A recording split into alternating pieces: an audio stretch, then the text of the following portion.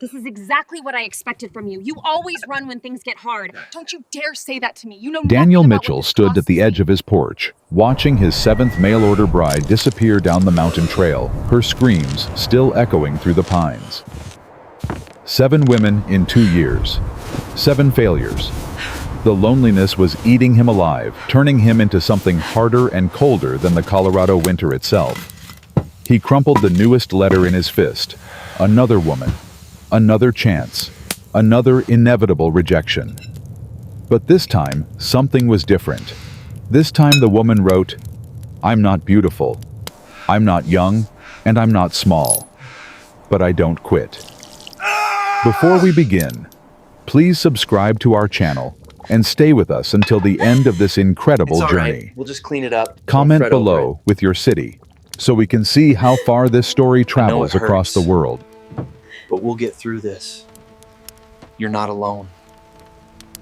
The letter Exactly arrived what I 3 weeks expected from ago, you. You and always Daniel run had when things get memorized hard. every Don't word. you dare say that to me. You know Mr. nothing about Mitchell, what this costs I won't me. waste your time. My name is Ruth Gutierrez. I'm 41 years old, older than you wanted. I'm what people call full-figured, though most just say fat when they think I can't hear. I've buried a husband, raised 2 stepchildren who wanted nothing to do with me after he died, and I've worked every hard job a woman can work. I don't expect romance. I don't expect easy. But I expect honest, and I expect partnership. If that's what you're offering, I'll come. If not, burn this letter. Daniel had almost burned it, but then he'd written back one word, come. Now standing at the base of the mountain where old Pete's supply wagon dropped its cargo. Daniel wasn't sure what he'd been thinking. "She ain't here, Mitchell," Pete called over, unhitching his horses. "Wagon's empty, except for your supplies. Maybe she changed her... there." Through the snow, a figure walked down the trail. Not running, not hesitating, just walking. Pete squinted. "I dropped her off at the bottom, told her no shame in turning back." The figure grew closer. Heavy wool coat straining at the buttons, thick scarf, boots that looked like they'd walked 1,000 miles. She carried a battered trunk on her shoulders. When she reached them, she set the trunk down and unwrapped her scarf. Round face weathered. Dark eyes that missed nothing. Black hair streaked with gray pulled back tight. Not beautiful, but solid. "Mr. Mitchell." "Daniel, you're Ruth." "I am." She looked past him at the mountain trail winding up into white wilderness. "That where we're going?" 3-hour climb in good weather. In this storm. "Then we should start." She hoisted her trunk. "Daylight's wasting." Pete laughed nervously. "Ma'am, maybe you should wait." "Wait for what?" "For it to stop snowing in November." Ruth turned to Daniel. "You coming, or should I find my own way?" Daniel grabbed his supply sacks. "Stay close. Trail doesn't forgive mistakes." "Nothing worth having does." They started up. Pete called something behind them, but the wind swallowed his voice within seconds. Daniel set a hard pace, glancing back to see if Ruth kept up. She did. Breathing hard, face flushed, but never stopping. Never complaining. When the trail got steep, she used her hands. When wind whipped snow in their faces, she lowered her head and pushed forward. An hour in, Daniel stopped at his usual rest point. Ruth joined him, chest heaving. "You can turn back," Daniel said. "Pete's probably not far down yet." Ruth wiped snow from her face. "Is that what you want? I'm giving you a choice. I made my choice when I got on that train in Santa Fe. I made it again in Pete's wagon. I'm making it now." She adjusted her trunk. "We going to stand here talking or get to this cabin before we freeze?" Daniel felt a smile tug at his mouth. "Not much further." "Good, let's go." The final 2 hours tested them both. The storm got meaner. Daniel's feet found the trail by memory. Twice Ruth slipped on ice and caught herself. Once Daniel grabbed her arm to keep her from sliding off a narrow ledge. Her arm was solid under the coat. They reached the cabin in darkness. Daniel fumbled with frozen fingers to open the door, pulled Ruth inside. Cold. Dark. No fire. Wait here. Daniel found his oil lamp, lit it. Warm light flooded the single room. One room. Stone fireplace. Cooking stove. Narrow bed. Traps on the walls. Everything neat, but small. So small. Ruth set her trunk down and walked to the window, peered out at darkness. Daniel braced himself. This was when they broke down. When reality hit. When the crying started. Ruth turned back. Where's the firewood? What, firewood? We need fire before we freeze. Already unwrapping her scarf, unbuttoning her coat. I'll start that while you handle the stove. We need something hot. Daniel moved without thinking, showing her the woodpile, the kindling, the matches. Ruth built the fire like she'd done it 1,000 times. Within minutes, flames crackled. They worked in silence. Ruth tending fire. Daniel lighting the stove, boiling water. The cabin warmed. Daniel pulled out dried venison and hard bread. They sat eating without speaking. Finally, Ruth broke the silence. You're wondering if I'm going to cry. Daniel looked up. What? I saw it in your face. You were waiting for me to break down. She took another bite. I'm not going to. Why not? The others did. Because I knew what I was getting into. Did you lie in your advertisement? No? Then there's nothing to cry about. She looked around. It's solid, dry, defensible. The fireplace works, the roof's sound, you keep things organized. I've seen worse. Where? Everywhere. Ruth's voice went flat. You know what I lived in for 3 years. A boarding house in Santa Fe where I cleaned rooms for 50 cents a day. 12 hours scrubbing floors, sleeping with 5 other women, listening to them whisper about how lucky they were not to be as fat as me. She stopped. Before that, laundry work. My hands bled from the lie every single day. Before that, it doesn't matter. I'm not some delicate flower. I know what work is. Daniel felt something shift. The other women came from cities. They thought they could adjust. They thought it would be romantic. They thought love would make hardship easy. Ruth's tone was almost pitying. They didn't understand it's not a sacrifice if you're getting something better. And you think this is better? Ruth sipped her hot water. I think being needed is better than being tolerated. Having purpose is better than being invisible. Partnership is better than loneliness. She met his eyes.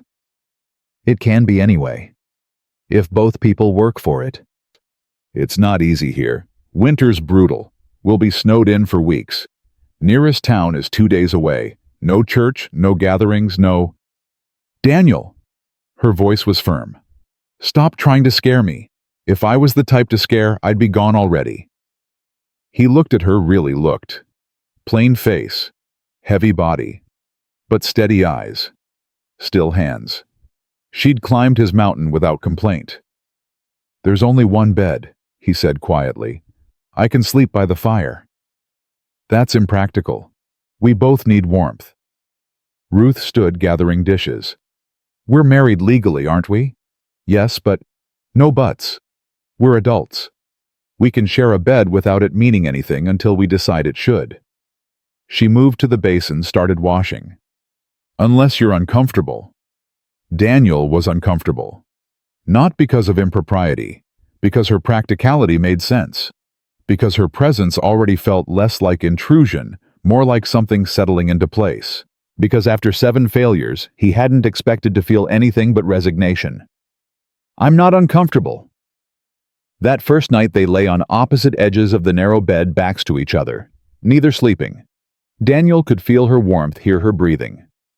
After an hour, Ruth spoke. Daniel. Yeah. Thank you for not lying about what this would be. Thank you for coming anyway. I haven't done anything yet. You climbed the mountain. That's more than most. Silence. Then. They must have been brave, the other women, to come this far, even if they couldn't stay. Daniel had never thought of it that way. I guess so. Or desperate, Like me. You don't seem desperate.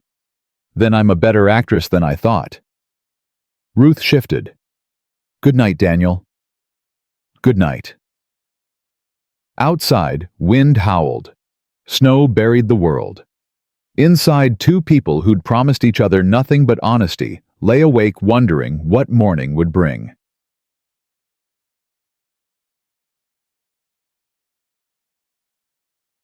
Morning brought more snow, and Ruth, already awake, fire-stoked coffee brewing. We're low on flour, she said. How often does the supply wagon come? Every 2 weeks when the trail's passable.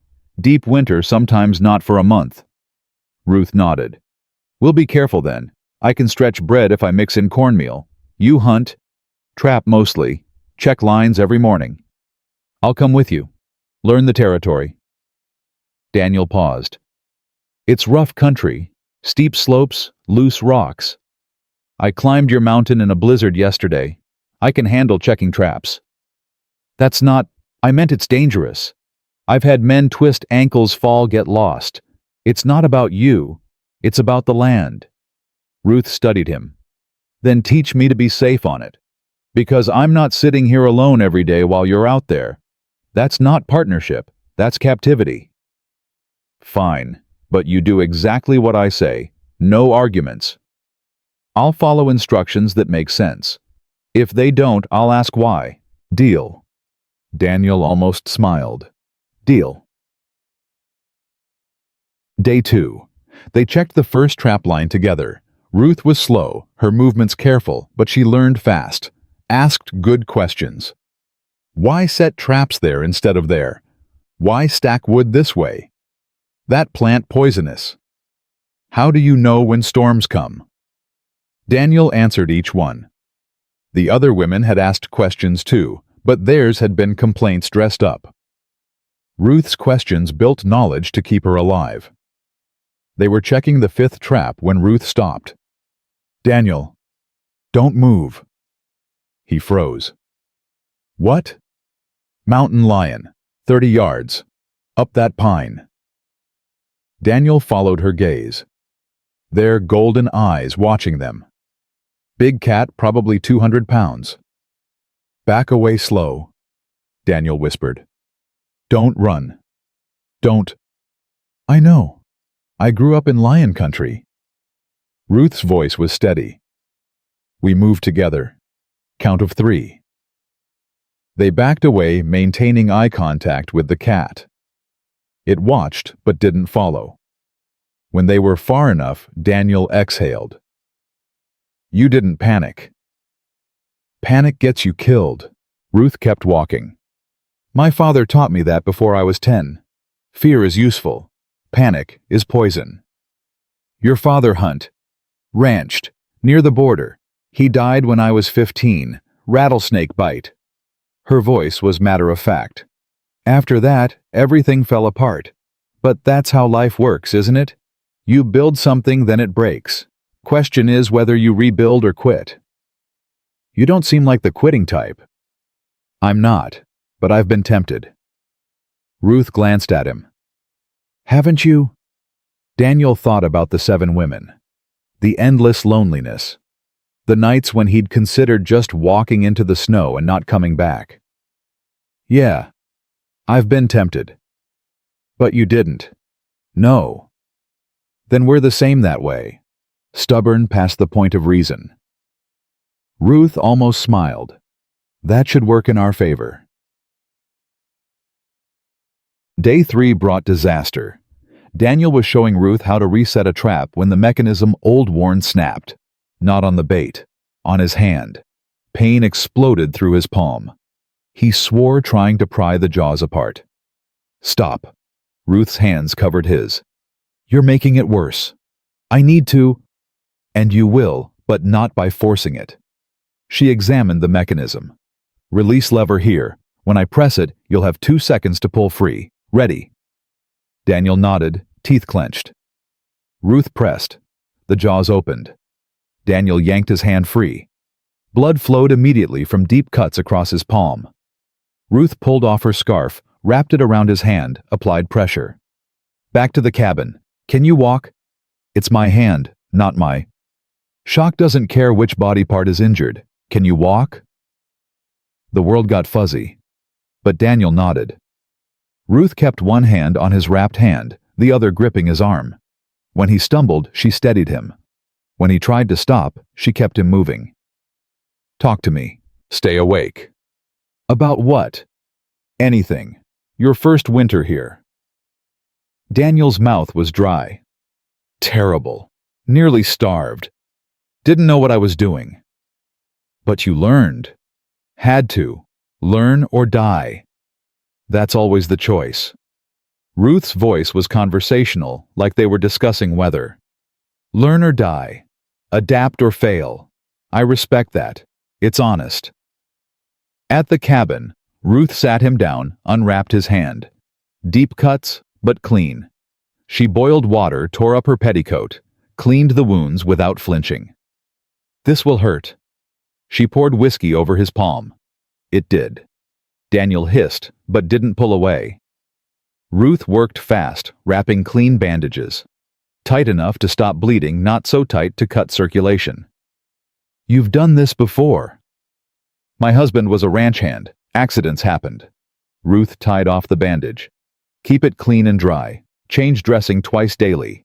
If it smells bad or you get fever, we worry about infection. You're good at this. I'm practical. There's a difference. But she smiled slightly. You were lucky. If that trap caught you higher near the wrist, I know. Daniel looked at his bandaged hand. I'm getting careless. Old trap like that should have replaced it months ago. Then tomorrow we check all your traps and fix any that need it. You don't have to. Yes, I do. Because if you get hurt worse, what happens to both of us? Ruth sat across from him. That's partnership, Daniel. Your survival is my survival. Your mistakes affect us both. We fix them together. Daniel had no answer. No woman had ever talked to him like this. Not like he was a hero to protect or a child to manage. Like an equal partner whose well-being mattered because they were in this together. That night, lying in bed, Ruth spoke into darkness. Daniel. Yeah. Today when you were hurt, I was scared. You didn't seem scared. Because panic doesn't fix anything. But I was scared. Pause. I've only been here 3 days. I shouldn't care this much yet. Daniel turned to face her back. But you do. I do. That probably makes me a fool. No, makes you human. They fell asleep closer, not touching, but near enough to feel each other's warmth. Day 4. Ruth burned dinner. The venison stew, meant to last 3 days, scorched black at the bottom. The cabin filled with acrid smoke. Ruth stood at the stove staring at the ruined pot, and something in her face cracked. Damn it! Her voice shook. Damn it, damn it, damn it! Daniel moved toward her. It's not just anything. Ruth whirled on him. That was 3 days of food, 3 days I just wasted because I wasn't paying attention, because I was thinking about something else, because I'm... She stopped, jaw clenched. Because you're what? Because I'm terrified. The words came out harsh. I'm terrified I'll fail like the others, that I'll last a week and realize I can't do this, that you'll wake up one morning and I'll be gone because I couldn't handle it. She turned back to the ruined pot. And now I've burned our food like some useless... Ruth.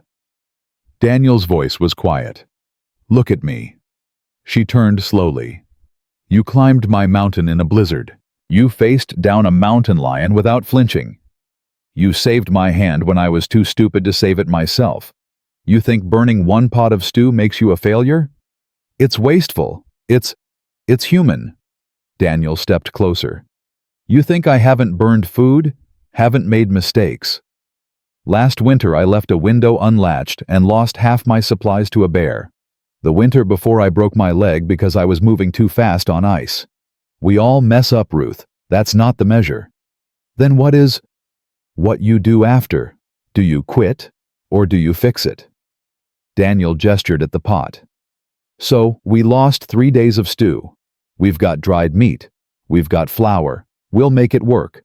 That's what partnership means when one person stumbles, the other steadies them. Ruth was quiet, staring at him. Then suddenly her eyes went wet. Not crying, not quite, but close. "I'm sorry," she whispered. I want this to work so badly." "Then we'll make it work." Daniel reached out awkward and touched her shoulder. "Together." Ruth nodded, wiping her eyes roughly. "Together." They dumped the ruined stew made do with dried venison and bread. At dinner, Ruth was quiet. Finally, she spoke. "Daniel, can I ask you something?" "Yeah." "The first woman who came here. What happened?" Daniel's jaw tightened. He'd known this question would come eventually. "Her name was Margaret, from Boston. Beautiful, at least I thought so. Refined, educated. Everything I wasn't." "What happened?" She took one look at me and laughed. The memory still stung. Said I looked exactly like a wild animal. Then she cried for 3 days straight. Wouldn't eat, wouldn't talk, just cried. Finally, I took her back down the mountain myself because I couldn't stand it anymore. Ruth was quiet. "Did you love her?" "I thought I did. But looking back, I think I loved the idea of her. The idea of not being alone." Daniel met Ruth's eyes. "That's why I stopped expecting anything from the women who came after. Easier to expect nothing than to hope and fail." "And me? Do you expect anything from me?"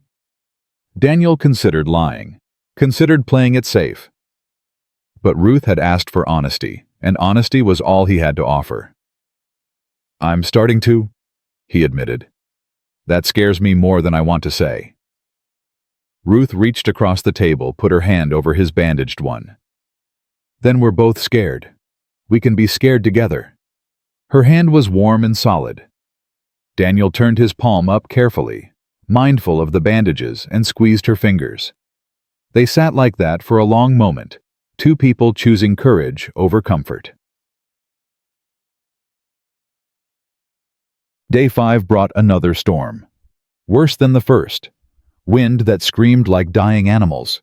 Snow that came sideways so thick they couldn't see the tree line 50 yards away. They were trapped inside. Nothing to do but wait it out. By noon, the cabin felt smaller. By evening, it felt suffocating. Daniel paced. Ruth mended clothes with sharp, angry movements. "You're going to wear a hole in the floor," Ruth said finally.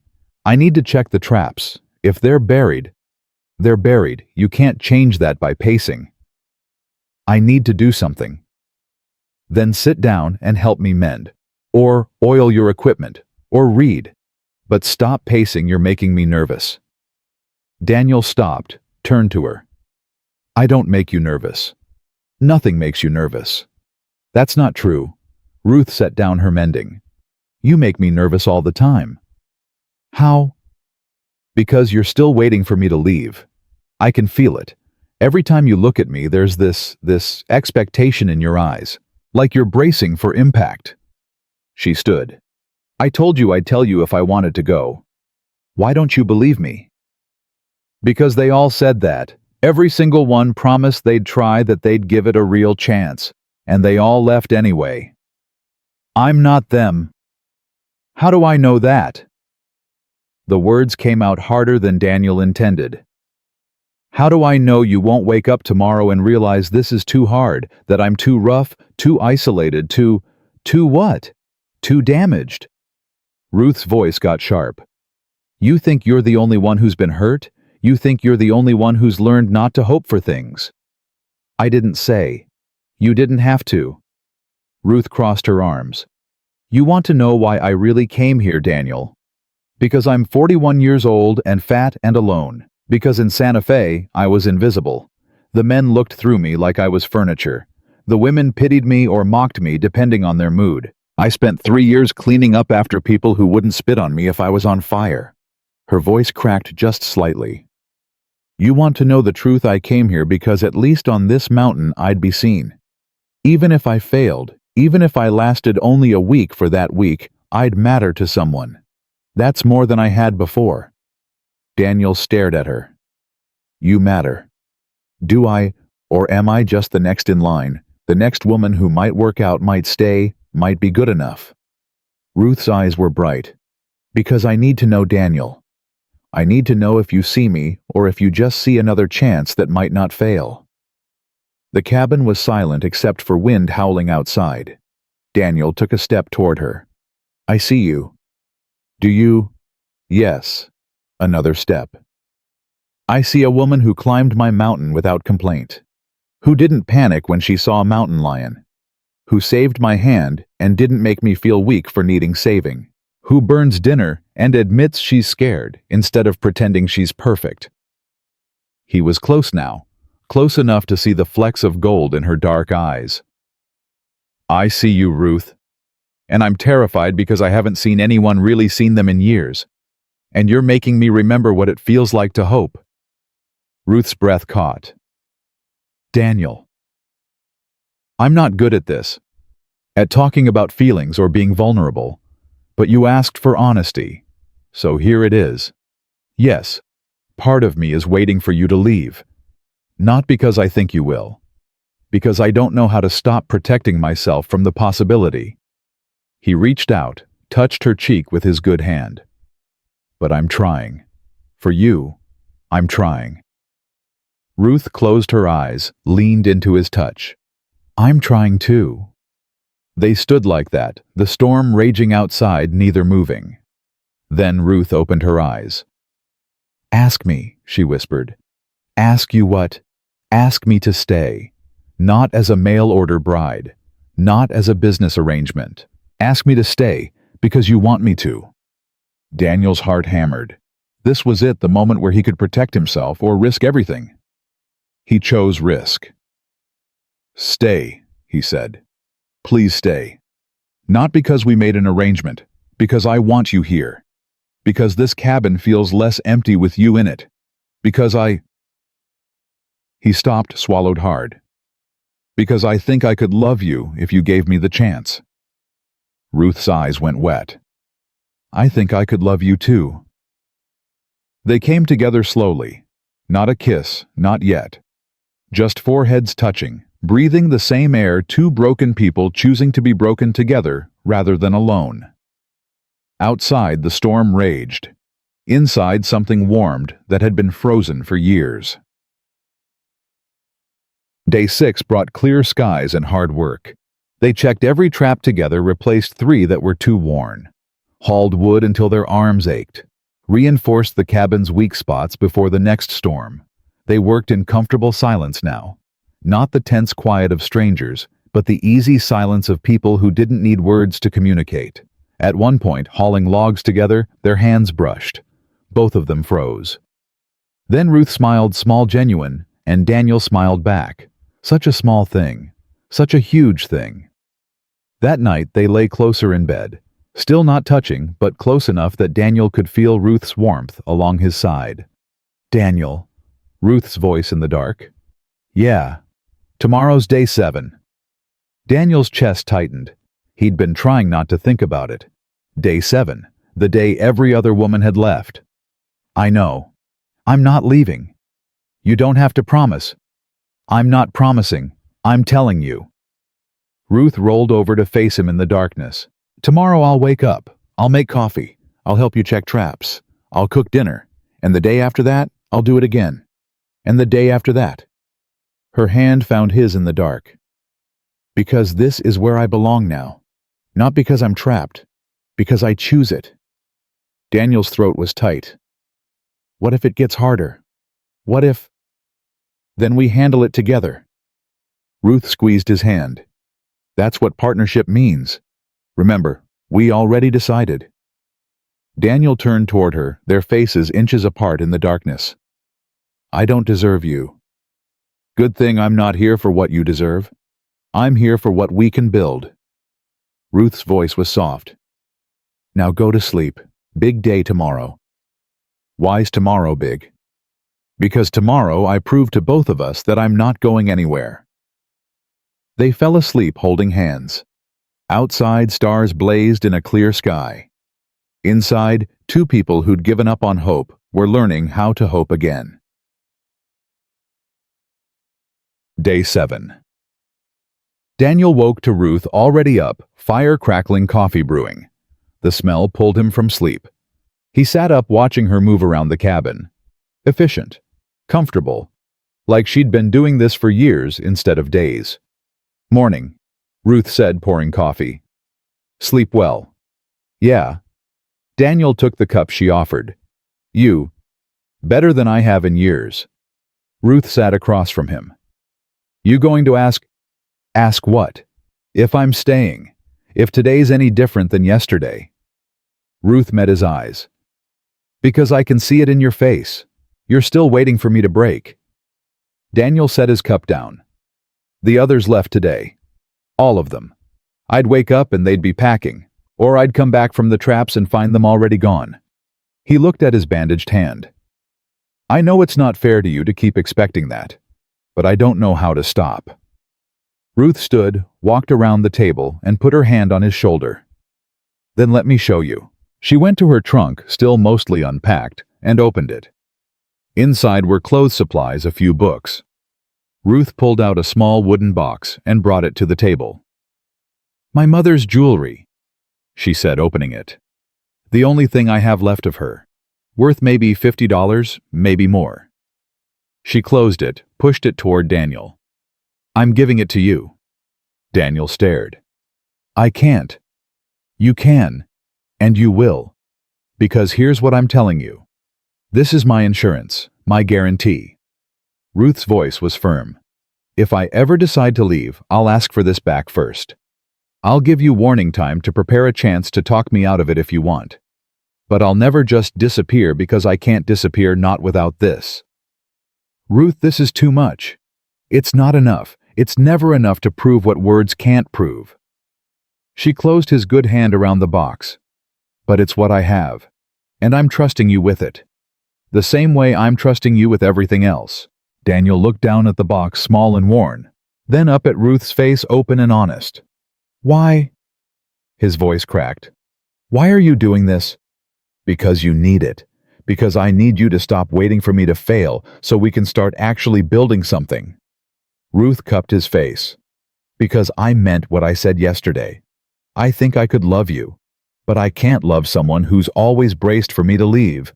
So I'm giving you proof, physical, tangible proof that I'm invested in this." Daniel felt something break inside him, some wall he'd built after Margaret reinforced after each woman who followed. It cracked and crumbled, and behind it was something raw and terrified and hopeful. He stood, pulled Ruth into his arms. She came willingly solid and real against him. "Thank you," he whispered into her hair. "Thank you for staying, for trying, for seeing me. Thank you for letting me." Ruth held him just as tightly. "Now come on. We have traps to check." They went out together. The morning was bright and cold, the world scrubbed clean by storms. Daniel's traps had done well. 2 martens, 1 beaver. They worked side by side, comfortable now. When Ruth struggled with a steep section, Daniel helped her without making her feel weak. When Daniel's bandaged hand made a task difficult, Ruth took over without making him feel useless. This was partnership. This was what he'd been searching for all along. Not someone to save him from loneliness, but someone to share the work of living. At midday, they stopped to rest. Sitting on a fallen log, eating dried meat and hard bread, looking out over the valley below. "It's beautiful," Ruth said. "Harsh, but beautiful." "That's what you said when you first got here." "I meant it then. I mean it now." Ruth glanced at him. "You know what the difference is between me and the others." "What?" "They saw the harshness and waited for the beauty. I saw the beauty and accepted the harshness." She took another bite. "You can't have one without the other up here. The mountain doesn't compromise." "No, it doesn't." "Good. I don't trust things that compromise." Ruth smiled. "I trust things that are exactly what they say they are. Like this mountain. Like you. Daniel felt warmth spread through his chest. Like you. They sat in comfortable silence watching clouds move across the sky. Finally, Ruth spoke. You know what I realized last night? What? We did this backwards. Most people start with attraction, move to affection. Then maybe if they're lucky, build respect. Ruth looked at him. We started with respect. Built trust. Now affection's growing. That's backwards from how it's supposed to work. Is that bad? No, it's better. Ruth's voice was soft. Because attraction fades, affection wanes, but respect. Trust. Those are foundations. Everything else can be built on top of that. Daniel reached over, took her hand. Not urgently, not desperately. Just two people choosing to touch because they wanted to. So we're building something, he said. Yeah, we're building something. Ruth squeezed his hand. Question is, what are we building? Daniel thought about the cabin, small but solid. Thought about Ruth's jewelry box, now locked in his trunk. Thought about 7 days that felt like 7 years of learning. A home, he said finally. We're building a home. Ruth smiled, the first full, genuine smile he'd seen from her. It transformed her face, made her beautiful in a way that had nothing to do with features and everything to do with joy. Then let's keep building. They finished their lunch and headed back to check the remaining traps. Behind them, the mountain watched silently, no longer an enemy, but not quite a friend. Just there. Constant. Honest. Exactly what both of them needed. That evening, Daniel found Ruth standing on the porch looking out at the sunset. He joined her, their shoulders almost touching. 7 days, Ruth said quietly. 7 days. Old Pete comes with supplies in another week. He'll probably expect to take me back down. Daniel's chest tightened. Will you go? Ruth turned to look at him, eyebrows raised. After everything today, after I gave you my mother's jewelry. Are you serious? I had to ask. No, you didn't, but I'll answer anyway. No, I'm not going anywhere. When Pete comes, you're going to tell him to bring double supplies next time because I'm staying. Ruth poked his chest. And you're going to stop asking me if I'm leaving. That chapter's closed, Daniel. We're writing a new one now. Daniel caught her hand, held it against his chest. What chapter is that? The one where two stubborn people who refuse to quit actually build something worth keeping. Ruth's voice was soft. The one where we stop surviving and start living. Daniel pulled her closer. This time he kissed her. Not desperately, not urgently, gently, a promise of more to come. When they pulled apart, Ruth was smiling. Well, that took you long enough. Wanted to make sure you'd stay. Idiot, I've been staying, you just needed to believe it. They stood on the porch as darkness fell, two people who'd found each other against impossible odds. The mountain that had defeated 7 women had met its match in Ruth Gutierrez, not because she was stronger than them, but because she'd never expected the mountain to be anything other than what it was. Hard, unforgiving, beautiful, honest, just like the life they were building together.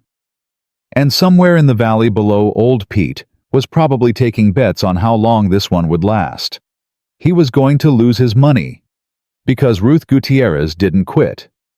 And Daniel Mitchell had finally learned how to hope. The second week started with a test neither of them expected. Daniel woke on day 8 to find Ruth already dressed, lacing up her boots with grim determination. What are you doing? His voice was rough with sleep. Coming with you to check the far traps, the ones you said were too dangerous for me. Ruth didn't look up. I need to know the whole territory, not just the easy parts. Ruth, those trails are part of our livelihood, which means they're my responsibility too. Now she looked at him.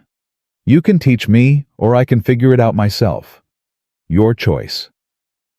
Daniel sat up, rubbing his face. You're the most stubborn woman I've ever met.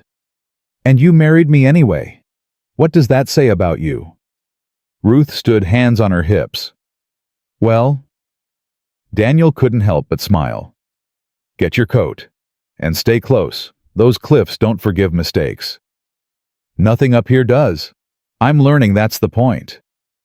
They headed out into morning cold, sharp enough to hurt. The far traps meant a 3-hour hike through terrain that got progressively worse. Narrow ledges, loose rock sections, where one wrong step meant a 100-foot fall.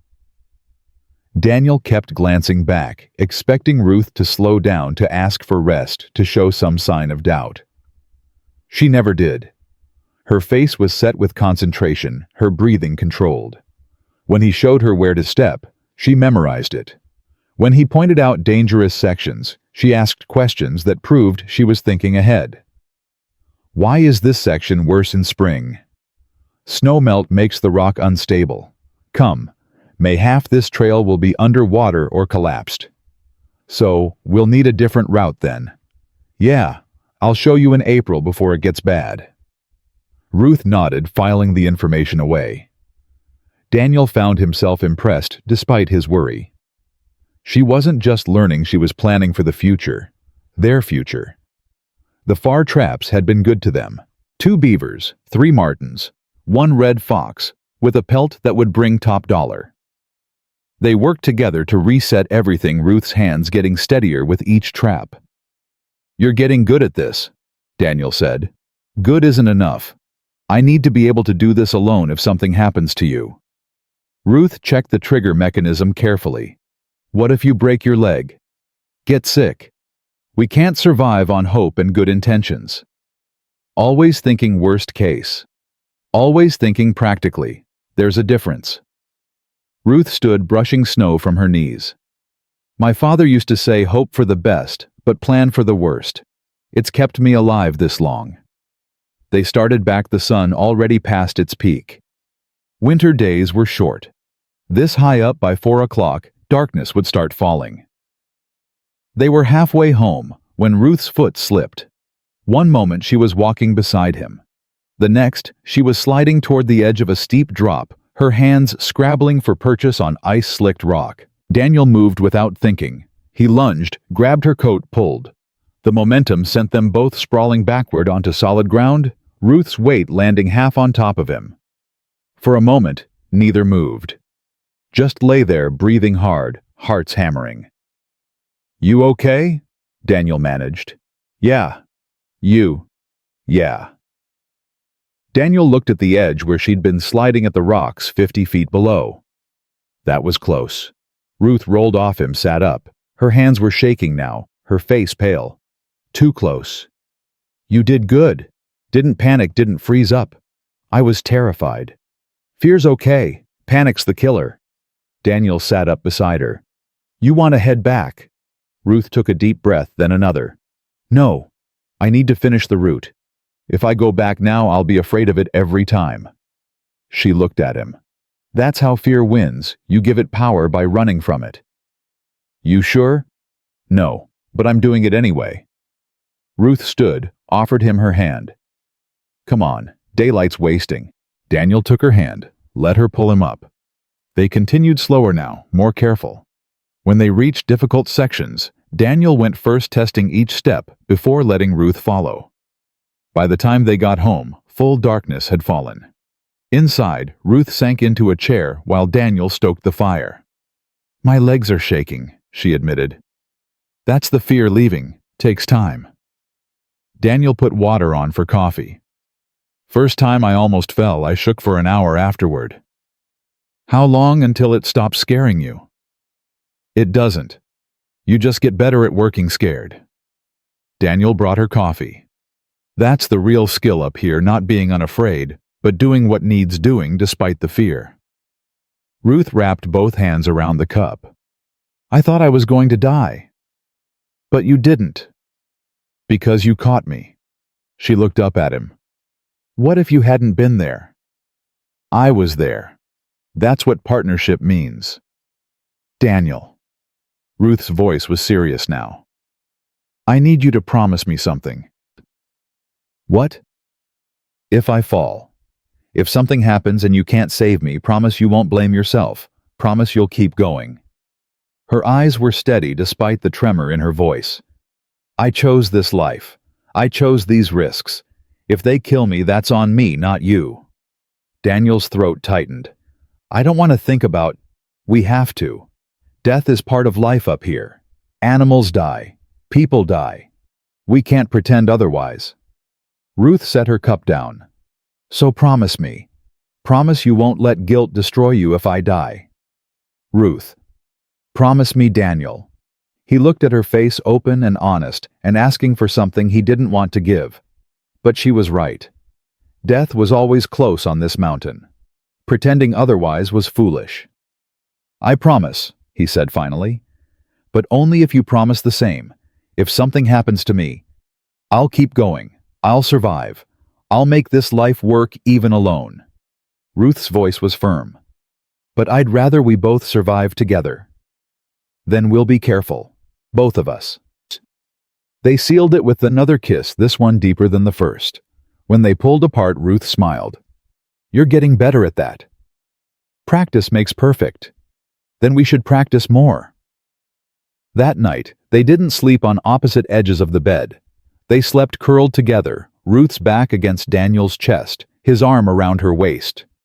Not out of passion, but out of need, the human need to hold something solid and alive after facing death. The next morning brought another challenge. Old Pete's wagon early by 3 days. They heard it before they saw it, wheels creaking. Pete's voice cursing at his horses. Daniel and Ruth went out to meet him. Pete looked surprised to see them both. Well, I'll be damned. She's still here. She's staying, Daniel said firmly. That's so. Pete looked at Ruth. You sure about that, ma'am? No shame in changing your mind. Winter's only getting started. Ruth stepped forward. Mr. Pete, I appreciate your concern, but I'm not changing my mind. This is my home now. Even after 9 days up here, even after seeing what it's really like. Especially after seeing what it's really like. Ruth's voice was steady. This mountain doesn't lie. It doesn't pretend to be something it's not. I respect that. Pete shook his head, chuckling. You're different from the others, I'll give you that. He started unloading supplies. Brought extra flour and coffee like you asked Mitchell. And some fabric, figured your wife might want to make curtains or something domestic. Thank you, Ruth said. Though I'll probably use it for warmer clothes. Domestic can wait until spring. Pete laughed outright at that. I like her, Mitchell. She's got sense. He paused. You two really making this work? Daniel looked at Ruth, who looked back at him. Something passed between them. Understanding commitment, the beginning of something deeper than either had expected.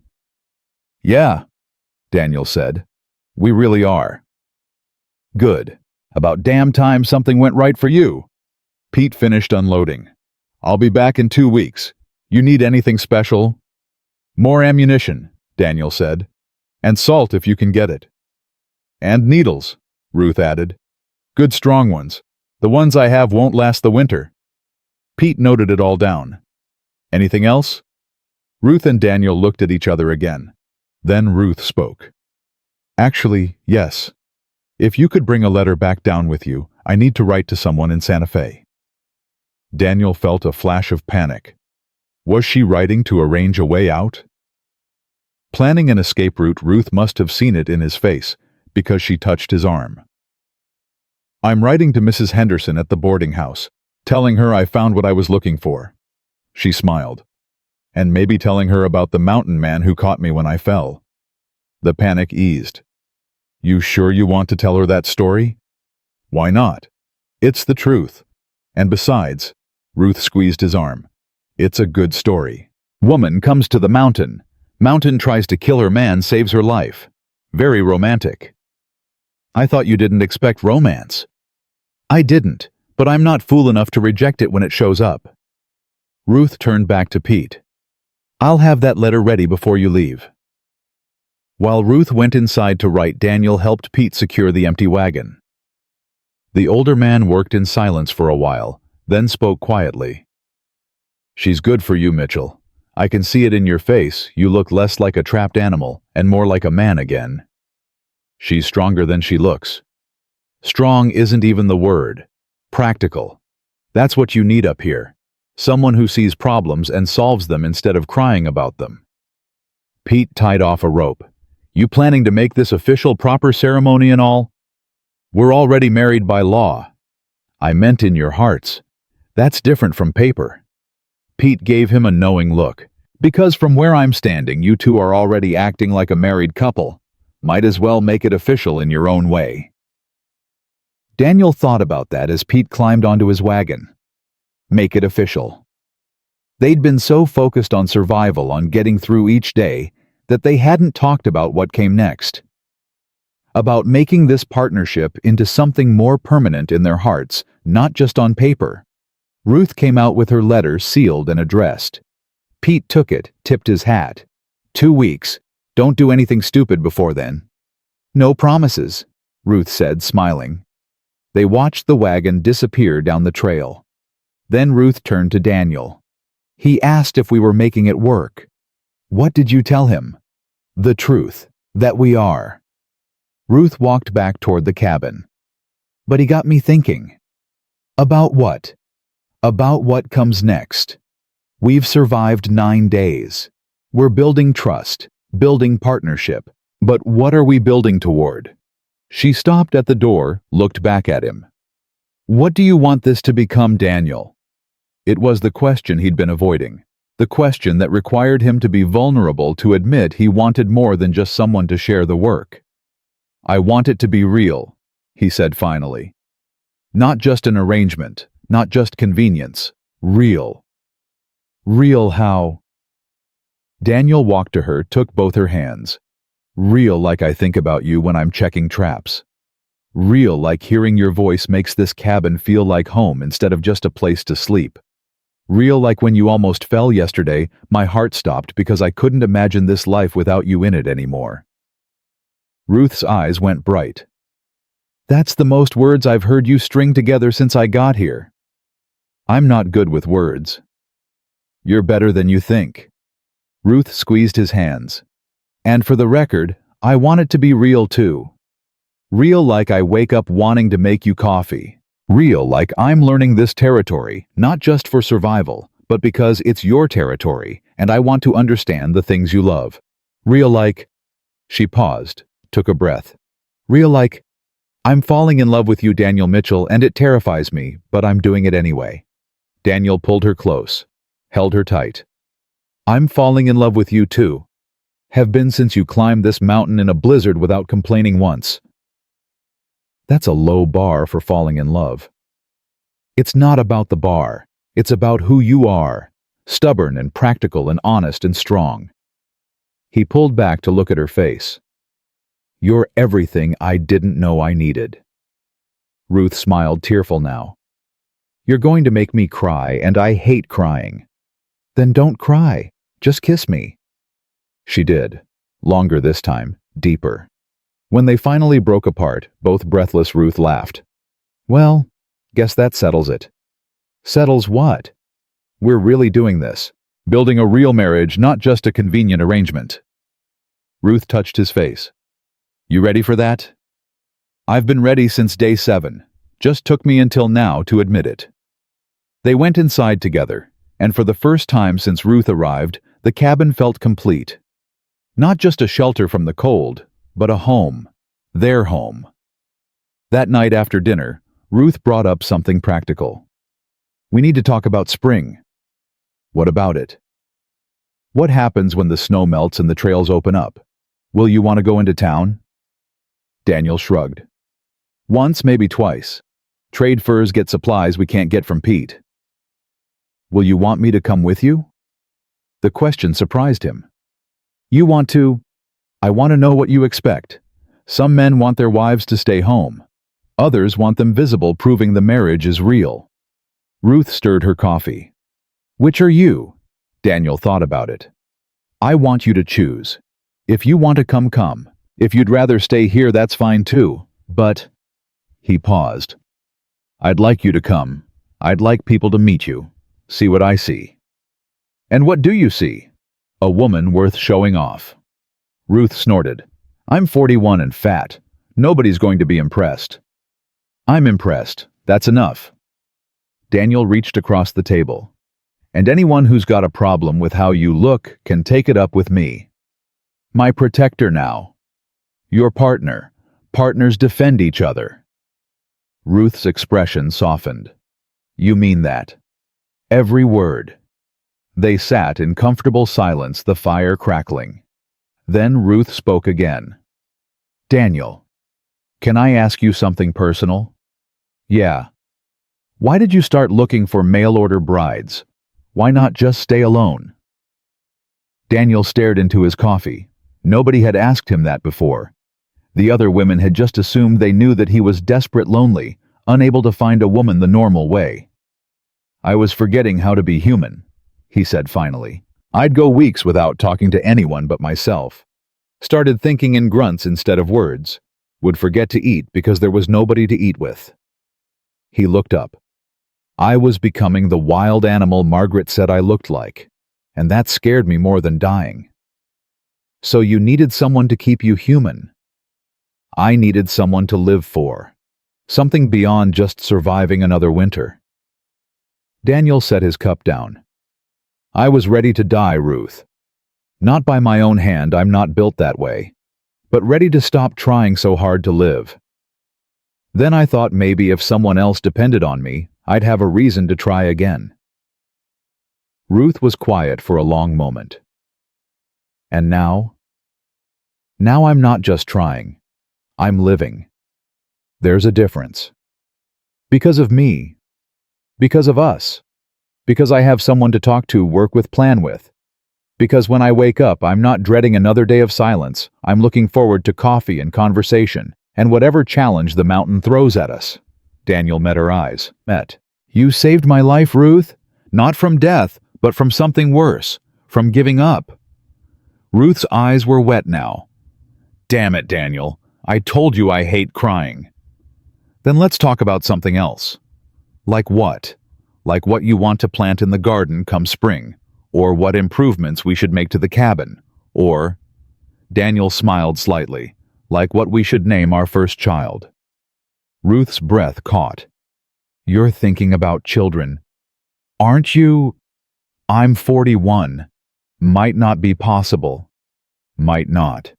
But if it is, would you want to? Ruth stood, walked to the window, looked out at darkness. When she spoke, her voice was thick. I wanted children my whole life. My first husband said we'd try, but he died before we got the chance. After that, I thought I'd missed my window. That I was too old, too fat, too undesirable for anyone to want to build a family with. You're none of those things to me. I know. That's what makes this so hard. Ruth turned back. Because now I'm hoping again. Hoping for things I'd convinced myself were impossible. And hope is dangerous, Daniel. Hope can break you when it doesn't work out. Daniel went to her, wrapped his arms around her from behind. Then we'll hope together. And if it doesn't work out, we'll handle that together too. Ruth leaned back against him. You make it sound simple. It is simple. Not easy, but simple. Daniel kissed the top of her head. We want to build a life together. We want to fill this cabin with more than just the two of us. So we try. And whatever happens, we face it as partners. Ruth turned in his arms, looked up at him. I love you. The words hung in the air. The first time either of them had said it plainly without hedging or qualifying. I love you too, Daniel said. They stood like that for a long time, holding each other while wind howled outside and fire crackled inside. Two people who'd found each other against impossible odds, building something real out of desperation and hope and honest work. Later in bed, Ruth spoke into the darkness. Daniel? Yeah. I'm glad you wrote back to my letter. I'm glad you said come. Me too. Even though I'm difficult and stubborn and argue with everything you say, especially because of that. Daniel pulled her closer.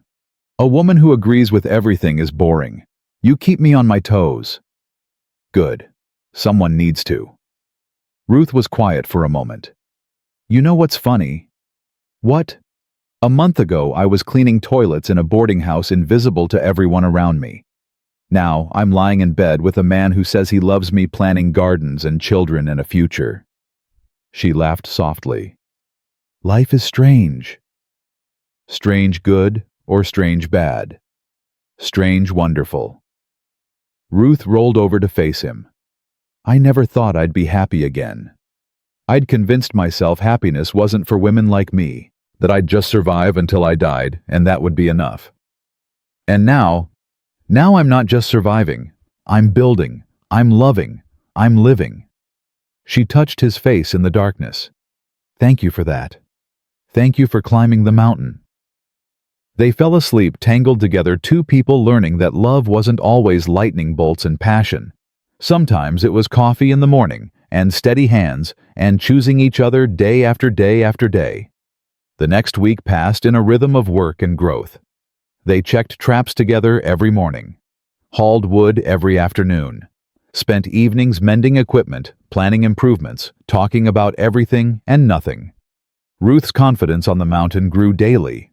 She learned to read weather signs, track animals, anticipate problems before they became crises.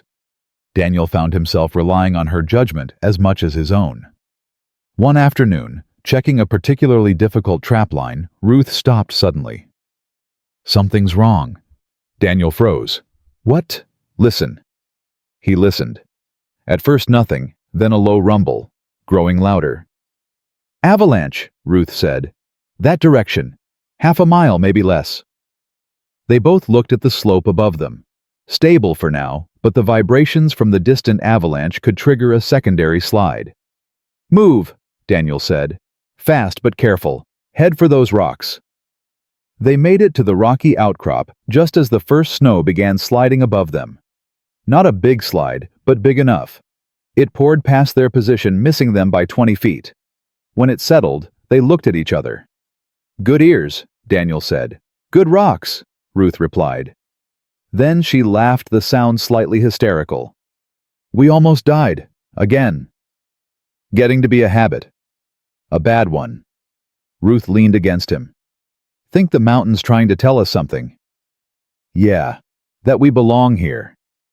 Daniel squeezed her shoulder. Because we keep surviving. We keep adapting. We keep choosing to stay despite everything it throws at us. You think the mountain respects that? I think the mountain doesn't care, but I care, and I respect the hell out of you for it. Ruth smiled. Right back at you, mountain man. They finished checking traps and headed home. At dinner, Ruth brought up something that had been on her mind.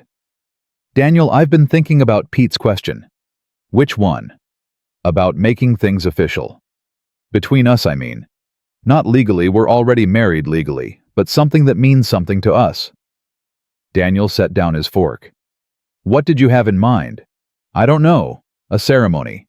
Words we say to each other. Something that marks this as real as permanent, as more than just an arrangement that worked out. Ruth looked uncertain. Is that stupid? No, it's not stupid. Daniel thought about it. What if we wrote our own vows? Said them to each other on the mountain, just the two of us. No preacher, no witnesses. Just us and the land we're building our life on. Ruth's face lit up. I like that. When do you want to? Day 14. 2 weeks since I got here. That feels right, like we're marking the transition from strangers to partners to something more.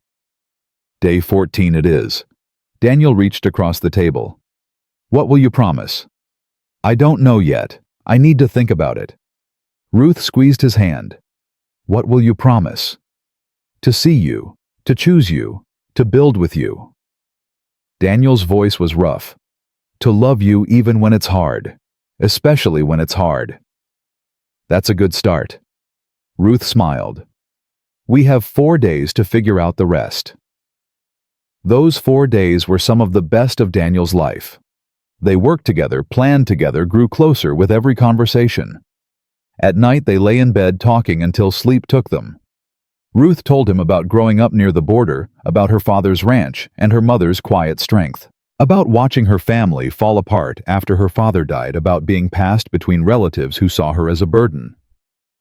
Daniel told her about coming to the mountain running from a past he didn't want to examine too closely, about learning to trap from an old Ute man who'd taken pity on a stupid white boy who didn't know how to survive, about the loneliness that had nearly killed him before Ruth arrived. They shared scars, physical and emotional. Ruth's hands rough from years of hard work. Daniel's leg broken badly and healed crooked. Ruth's heart broken by a husband who'd died too soon and stepchildren who'd rejected her. Daniel's soul worn down by isolation and failure. But in the sharing something healed. Not completely, some wounds never fully close, but enough. Enough to move forward. Enough to build something new on the foundation of old pain. On day 13, Daniel went out alone to hunt. They needed fresh meat, and he wanted Ruth to rest. She'd been pushing herself hard, trying to prove she could handle anything the mountain threw at her. He was gone 4 hours.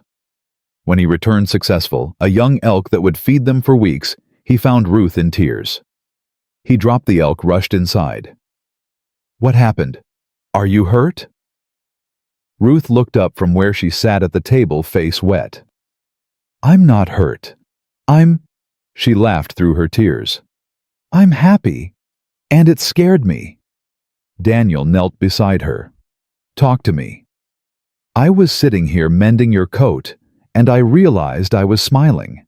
Just sitting alone doing boring work, and I was smiling because I was thinking about you coming home." She wiped her eyes. "And then I realized I think of this as home now. Not the boarding house in Santa Fe, not the ranch I grew up on here. This cabin. With you." "That's good, isn't it?" "It is. But it also means I have something to lose now. And that terrifies me." Ruth grabbed his hand. "What if something happens to you? What if I lose this? What if—" "Hey." Daniel cupped her face. "We can't live in fear of losing what we have. We just have to appreciate it while we've got it." I know that logically. But emotionally—" Ruth took a shaky breath. "I haven't been this happy in 10 years. And the last time I was this happy, my husband died a month later. So my brain is telling me that being happy is dangerous, that it's a precursor to loss." Daniel understood that fear. He'd felt it himself every time he let himself hope with the previous women disaster had followed. "Then we'll be happy scared," he said. "We'll appreciate every day knowing it might not last, but choosing joy anyway." "You make it sound simple." "Because it is. Not easy, but simple." Daniel pulled her into his arms. "Tomorrow we say our vows. We make promises. And then we keep living, keep building, keep choosing each other. That's all we can do." Ruth nodded against his chest. Okay, you're right. Say that again. I want to remember this moment." She laughed, hitting his shoulder. "Don't get used to it."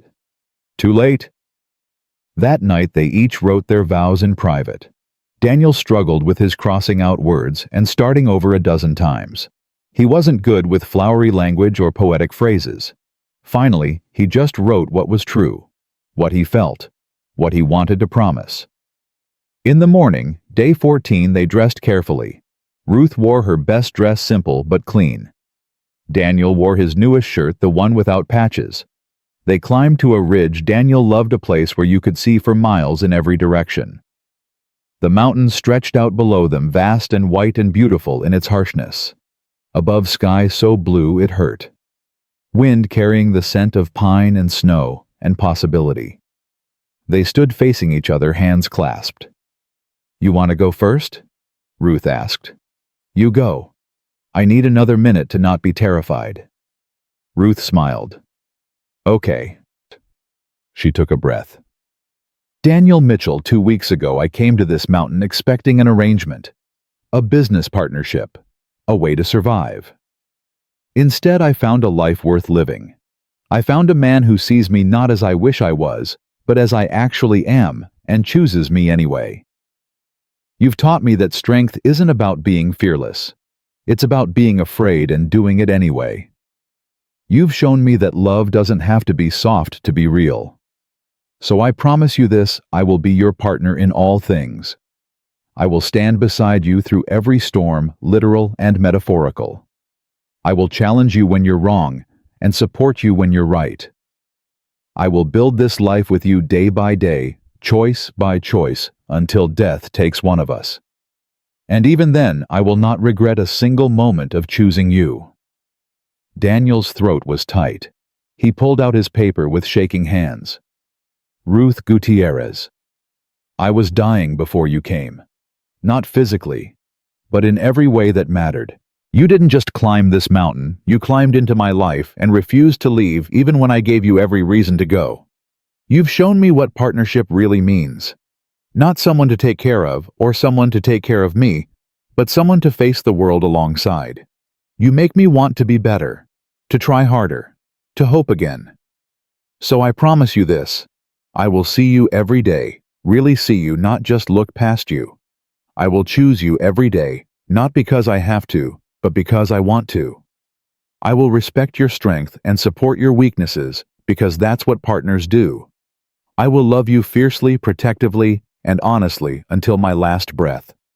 And whatever we build together, home family life, I will guard it with everything I have. They stood there, tears on both their faces, wind whipping around them. That's it, Ruth asked. We're married now, for real. For real. Daniel pulled her close. You're stuck with me now. Good. Because I'm not going anywhere. They kissed on that ridge, two people making promises to each other and to the mountain that had brought them together. No witnesses except the sky and snow and endless wilderness. And it was perfect. When they climbed back down, hand in hand, the cabin looked different somehow. Not just a shelter, but a home. Not just a place to survive, but a place to thrive. That night, they celebrated with a meal that used up their best supplies, real coffee honey. Daniel had traded for last summer dried fruit Ruth had brought with her. They talked and laughed and made plans. Spring, we expand the cabin, Daniel said. Add another room, maybe two if we can get the lumber.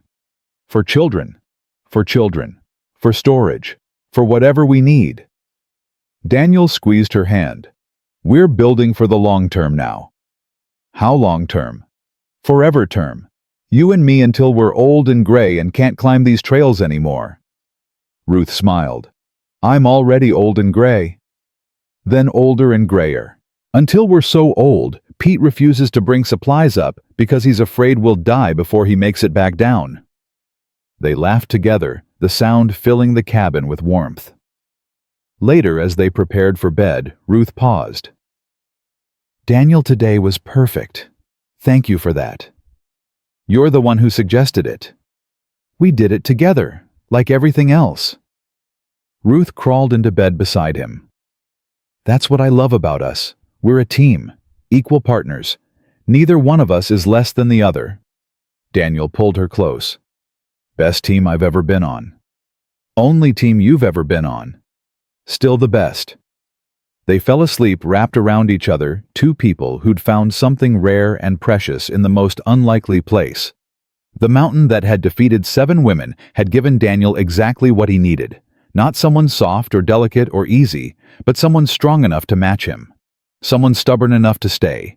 Someone real enough to build a life with. And as snow began falling outside, covering their tracks on the mountain, the cabin glowed warm in the darkness, a beacon of life and love in the wilderness.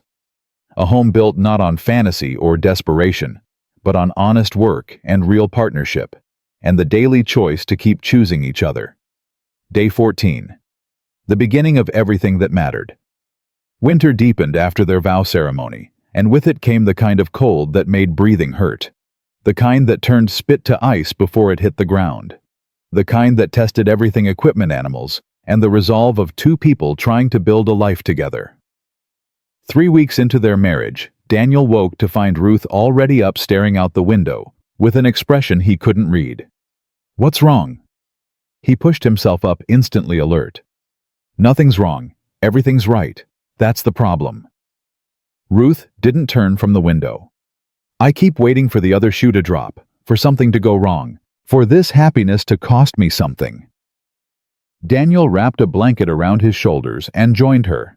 Outside, dawn was breaking over snow-covered peaks, painting everything gold and pink. "What if it doesn't cost you anything?" he asked. "What if we just get to be happy?" "People like me don't get to just be happy, Daniel. There's always a price." Ruth's voice was flat, the way it got when she was trying not to feel too much. "My father died when I was 15. My husband died when I was 38. Every good thing in my life has been followed by loss." "Then maybe it's time that pattern broke. Or maybe I'm being naive thinking it will." Ruth finally looked at him. "I'm scared. Not of the mountain, not of the work, not of anything out there. I'm scared of how much I love this, how much I love you, because the more I love, the more I have to lose." Daniel pulled her against his chest, felt her resistance before she finally softened into him. "I can't promise nothing bad will ever happen, but I can promise we'll face it together. Whatever comes, loss, hardship, disaster, we face it as a team. What if something happens to you? Then you survive. You keep going, because that's who you are." Daniel tilted her face up. "But I'm not planning on dying anytime soon. I've got too much to live for now." Ruth managed a small smile. "You're not allowed to die. I didn't climb this damn mountain just to become a widow again." "Deal. And you're not allowed to die either." "Also deal." Ruth took a shaky breath. "Okay. I'm done being maudlin. Let's check the traps before I start crying and prove I'm actually a delicate flower after all." "You delicate?" Daniel laughed. "You're about as delicate as this mountain." "Good. Let's keep it that way." They went out together into cold so sharp it felt like knives against exposed skin. The traps had been productive 4 martens. 2 beavers, 1 lynx, with a pelt that would fetch a premium price in town. They worked efficiently, their movements synchronized after weeks of practice. On the way back, Ruth stopped suddenly. "Do you hear that?" Daniel listened. "What?" Voices. Down the trail. Ruth's hand went to the knife at her belt. "Someone's coming up." They waited tense. Visitors in deep winter were rare and usually meant trouble. Then Pete's familiar voice echoed through the trees, followed by someone else's younger male, angry. "I don't care what she wrote, Pete. I'm her brother. I have a right to see her." Daniel and Ruth exchanged glances. Ruth's face had gone pale. "My stepson," she whispered. "Thomas. I didn't think I never thought he'd come." 2 figures emerged from the trees. Pete looked apologetic. Behind him walked a young man, maybe 25, with Ruth's dark eyes and a jaw set with determination. "Ruth." The young man's voice was cold. "What the hell are you doing up here?" Ruth straightened, and Daniel saw the transformation from vulnerable to armored in seconds. "Hello, Thomas. This is unexpected." "Unexpected? You write to Mrs. Henderson bragging about your new life, and you think I wouldn't come check on you?" Thomas looked her up and down, then at Daniel. "This, the mountain man. The one you wrote about so lovingly." "This is my husband, Daniel Mitchell. Daniel, this is Thomas Gutierrez, my late husband's son." Daniel stepped forward, offered his hand. Thomas ignored it. "Your husband," Thomas said to Ruth. "You mean your latest mistake? How long before this one figures out you're not worth the trouble?" Ruth flinched, but her voice stayed steady. "That's enough, Thomas. Is it because from where I'm standing you ran away to hide on a mountain with a stranger rather than face the life you had?" Thomas's face was flushed now. "You know what people said after you left, that you couldn't handle being alone, that you were so desperate for a man, any man, that you'd answer some pathetic advertisement and—" "I said enough." Ruth's voice cracked like a whip. "You don't get to come up here and judge my choices. Not after you and your sister made it clear I wasn't welcome in your father's house after he died. That house was ours, not yours. You were just the woman he married when he got lonely. That woman raised you for 3 years. That woman cooked your meals and mended your clothes and sat with you when you were sick. That woman loved your father and tried to love you. Ruth's voice shook now. And the day after his funeral, you told me to get out. Told me I had no right to grieve because I wasn't real family. Because you weren't. You were just... Daniel had heard enough.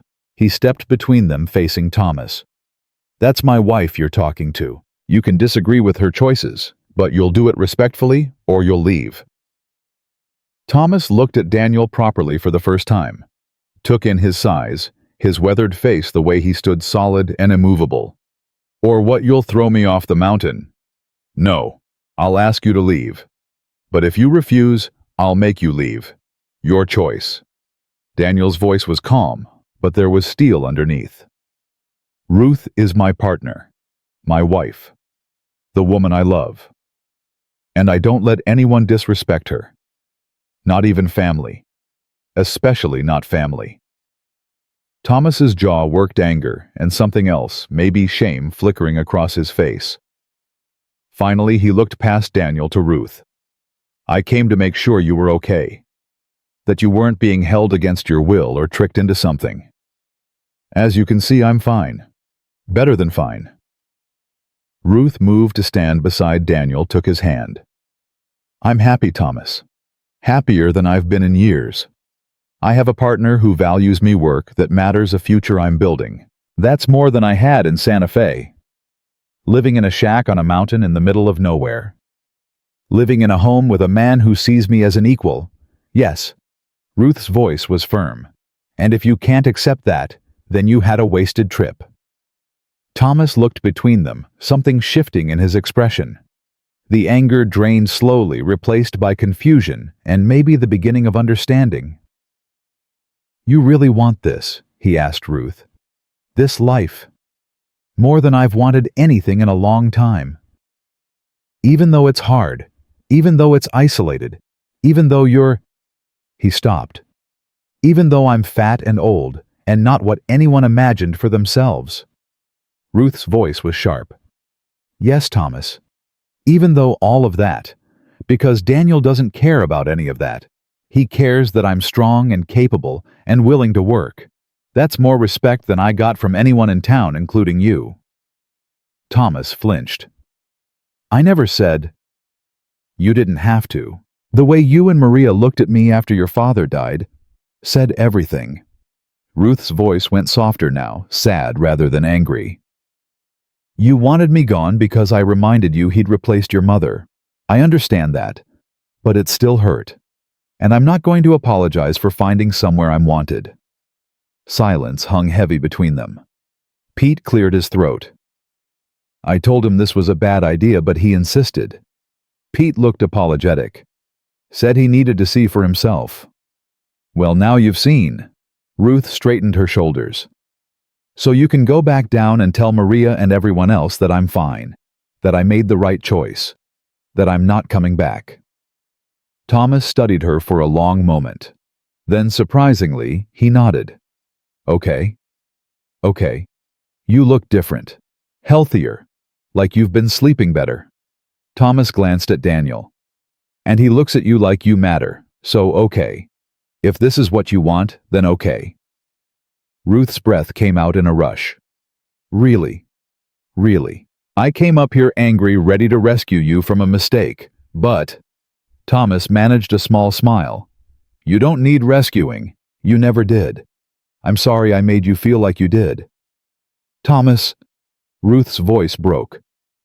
I was cruel after Dad died. Maria and I both were. We blamed you for him being gone, which wasn't fair. Thomas looked down at his boots. You were good to him. Good to us, even when we didn't deserve it. I'm sorry I forgot that.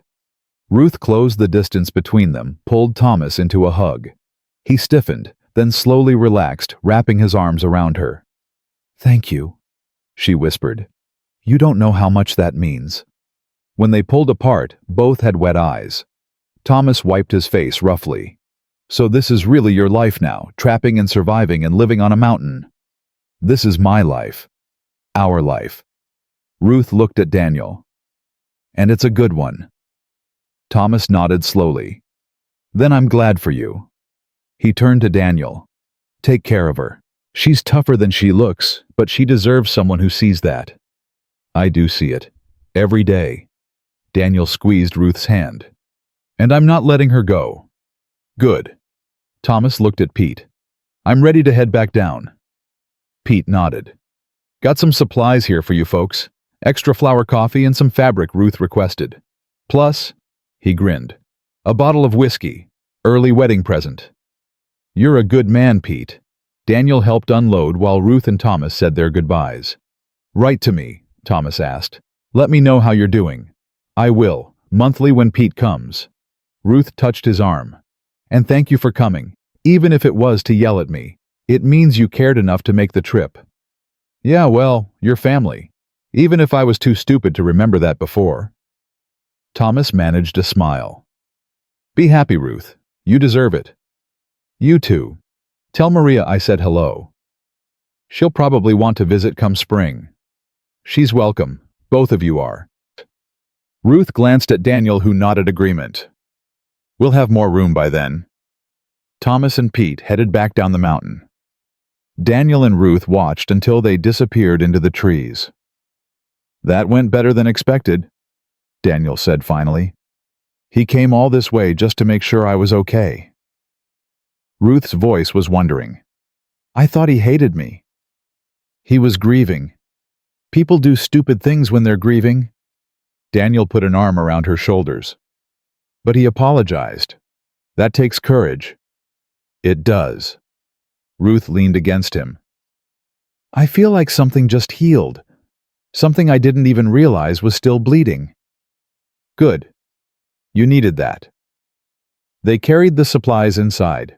Ruth was quiet, lost in thought, as they put everything away. Finally, she spoke. Daniel, what you said to Thomas, about not letting anyone disrespect me. Did you mean that? Every word. Why? Because no one's ever defended me like that before. My father died before I needed defending. My first husband was kind but quiet. He never stood up for me when his kids were cruel. But you. Ruth turned to face him. You stepped between us without hesitation. You made him see me as a person worth respecting. You are worth respecting. I was just making sure he knew it. Ruth's eyes filled. I love you. I know I've said it before, but I need you to know I mean it. Completely. Utterly. I love you, Daniel Mitchell. I love you too. Daniel pulled her close. And I'll defend you against anyone, family, strangers, the mountain itself.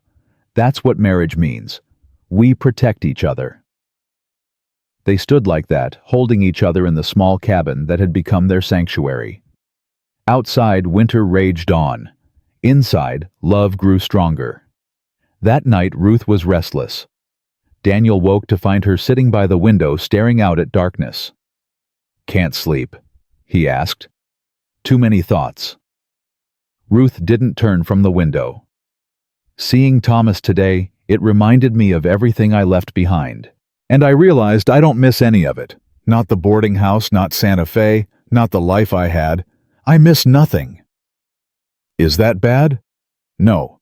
It's liberating. It means I chose right. This life, this mountain, I chose right. Ruth finally looked at him. But it also means there's no going back. If this fails, if we fail, I have nowhere to return to. This is it. This is my last chance at happiness. Daniel got up, wrapped the blanket around both of them, and sat beside her. Then we don't fail. Simple as that. Nothing's that simple. It is if we make it that simple. We wake up every day and choose each other. Choose this life. Choose to keep building. That's all it takes, daily choice. Daniel kissed her temple. And I choose you. Today, tomorrow, every day after. No matter what. Even if I burn dinner again. Especially if you burn dinner again. Shows you're human. Ruth laughed softly. I'm going to hold you to that. Please do. They sat together watching darkness slowly fade to dawn. When morning light finally broke, Ruth turned to him. Let's make a new promise. What kind of promise? That we'll never go to bed angry, that we'll always talk through problems instead of letting them fester, that we'll be honest even when honesty hurts. Ruth took his hand. I want this marriage to be different from every other marriage I've seen. I want it to be real and raw and honest even when that's uncomfortable. I can promise that. Can you? Yes, because I'd rather fight with you and resolve it than pretend everything's fine when it's not. Ruth squeezed his hand. Promise. Promise. They sealed it with a kiss as sunrise painted the cabin gold. The next few weeks brought new challenges. A pack of wolves started harassing their trap lines, stealing catches and destroying equipment. Daniel and Ruth spent days tracking them, trying to drive them to different territory. We can't kill them all, Ruth said on the third day of tracking. There's at least 7, maybe more. Don't need to kill them. Just need to convince them easier hunting's elsewhere. Daniel studied tracks in the snow. They're smart. Once they realize we're not giving up, they'll move on. And if they don't, then we get creative. They spent 2 more days making noise, leaving scent markers, deliberately destroying the wolves' usual paths. Finally, the pack moved on, seeking territory with less resistance. See? Daniel said, as they checked traps free of wolf damage for the first time in a week. Persistence wins. This time. What about next time? Ruth reset a trap with practiced efficiency. Winter's only half over. Plenty of time for more problems. Then we'll handle them, together, like everything else. Daniel moved to the next trap. You worry too much. One of us has to. You're too optimistic. Me. Optimistic. Daniel laughed. I spent 7 years convinced I'd die alone on this mountain. You're the one who made me optimistic. Ruth smiled despite herself. Fair point. They worked in comfortable silence, the rhythm of reset and move, so familiar now it required no thought. Halfway through the line, Ruth stopped. Daniel, can I ask you something? Always. Do you ever regret it? Any of it? The 7 women before me, the years alone, the choices that led you here. Ruth didn't look at him, just kept working. Because I've been thinking if even one thing had been different, we wouldn't have found each other. Daniel considered that. I regret the pain, the loneliness, the nights I thought about just walking into the snow and not coming back. But do I regret the path that led me to you? No. Never. Even though it hurt. Especially because it hurt. Because the hurt taught me what I needed. What I was willing to accept and what I wasn't. Daniel finished with his trap, moved to stand beside her. The 7 women who left, they taught me I didn't want someone who would break. I needed someone who would bend and bounce back. Someone like you. I'm not unbreakable, Daniel. Sometimes I feel like I'm held together with hope and stubbornness and nothing else. That's all any of us are. But you keep choosing to hold together. That's the difference. Daniel touched her face. You're the strongest person I know, and I thank God every day you answered my advertisement. Ruth leaned into his touch. Sometimes I think I'm fooling you. That eventually you'll see through the strong act and realize I'm just scared all the time. I already know you're scared. Brave and scared aren't opposites, they're partners. You can be both. Daniel kissed her forehead. And I love both parts of you. The strong part and the scared part. They make you real. You always know what to say. No, I just love you enough to be honest. They finished the trap line and headed home. At the cabin, Ruth started dinner while Daniel worked on expanding their wood supply. They'd need significantly more to make it through the rest of winter, especially if the cold intensified. Over dinner, Ruth brought up something practical. We need to talk about what happens if one of us gets seriously injured or sick. Daniel set down his fork. What brought this on? Practicality. We're two people alone on a mountain. No doctor within 2 days' travel. If something happens, we need a plan. What kind of plan? Medical supplies, we need more. And we need to know what to do for different injuries or illnesses. Ruth pulled out a piece of paper where she'd been making notes. I know some basic medicine from caring for my first husband, but there are gaps in my knowledge. Pete can bring medical supplies next trip, and I know some things from the Ute man who taught me to trap. Between us, we can probably handle most problems. But not all problems. Ruth's voice was quiet. Daniel, we need to be realistic. If one of us gets badly hurt or catches a serious illness, the other might not be able to save them. We need to be prepared for that possibility. Daniel didn't want to think about it. Didn't want to imagine Ruth sick or dying while he stood helpless. What are you suggesting? That we write letters. To be opened if one of us dies. Instructions for the other on what to do, how to continue, who to contact. Ruth met his eyes. I know it's morbid, but it's necessary. You want to plan for dying. I want to plan for living after death. There's a difference. Ruth reached across the table. If I die, I need to know you won't just give up. That you'll keep going, keep building, keep living. And if you die, I need instructions on how to manage the trap lines where the hidden supplies are. Everything I'd need to survive until spring. Daniel's throat was tight. I don't want to think about either of us dying. Neither do I. But we have to, because love means preparing for the worst while hoping for the best. Ruth squeezed his hand. Please, Daniel, do this with me, just in case. So they did. Spent the evening writing letters neither wanted to write. Instructions on trap lines and supply caches and where to find help if needed. Notes about what to tell Pete, how to handle the cabin, what to do with personal belongings. But they also wrote other things. Love letters disguised as practical instructions. Reminders of good memories. Permission to move on and find happiness again.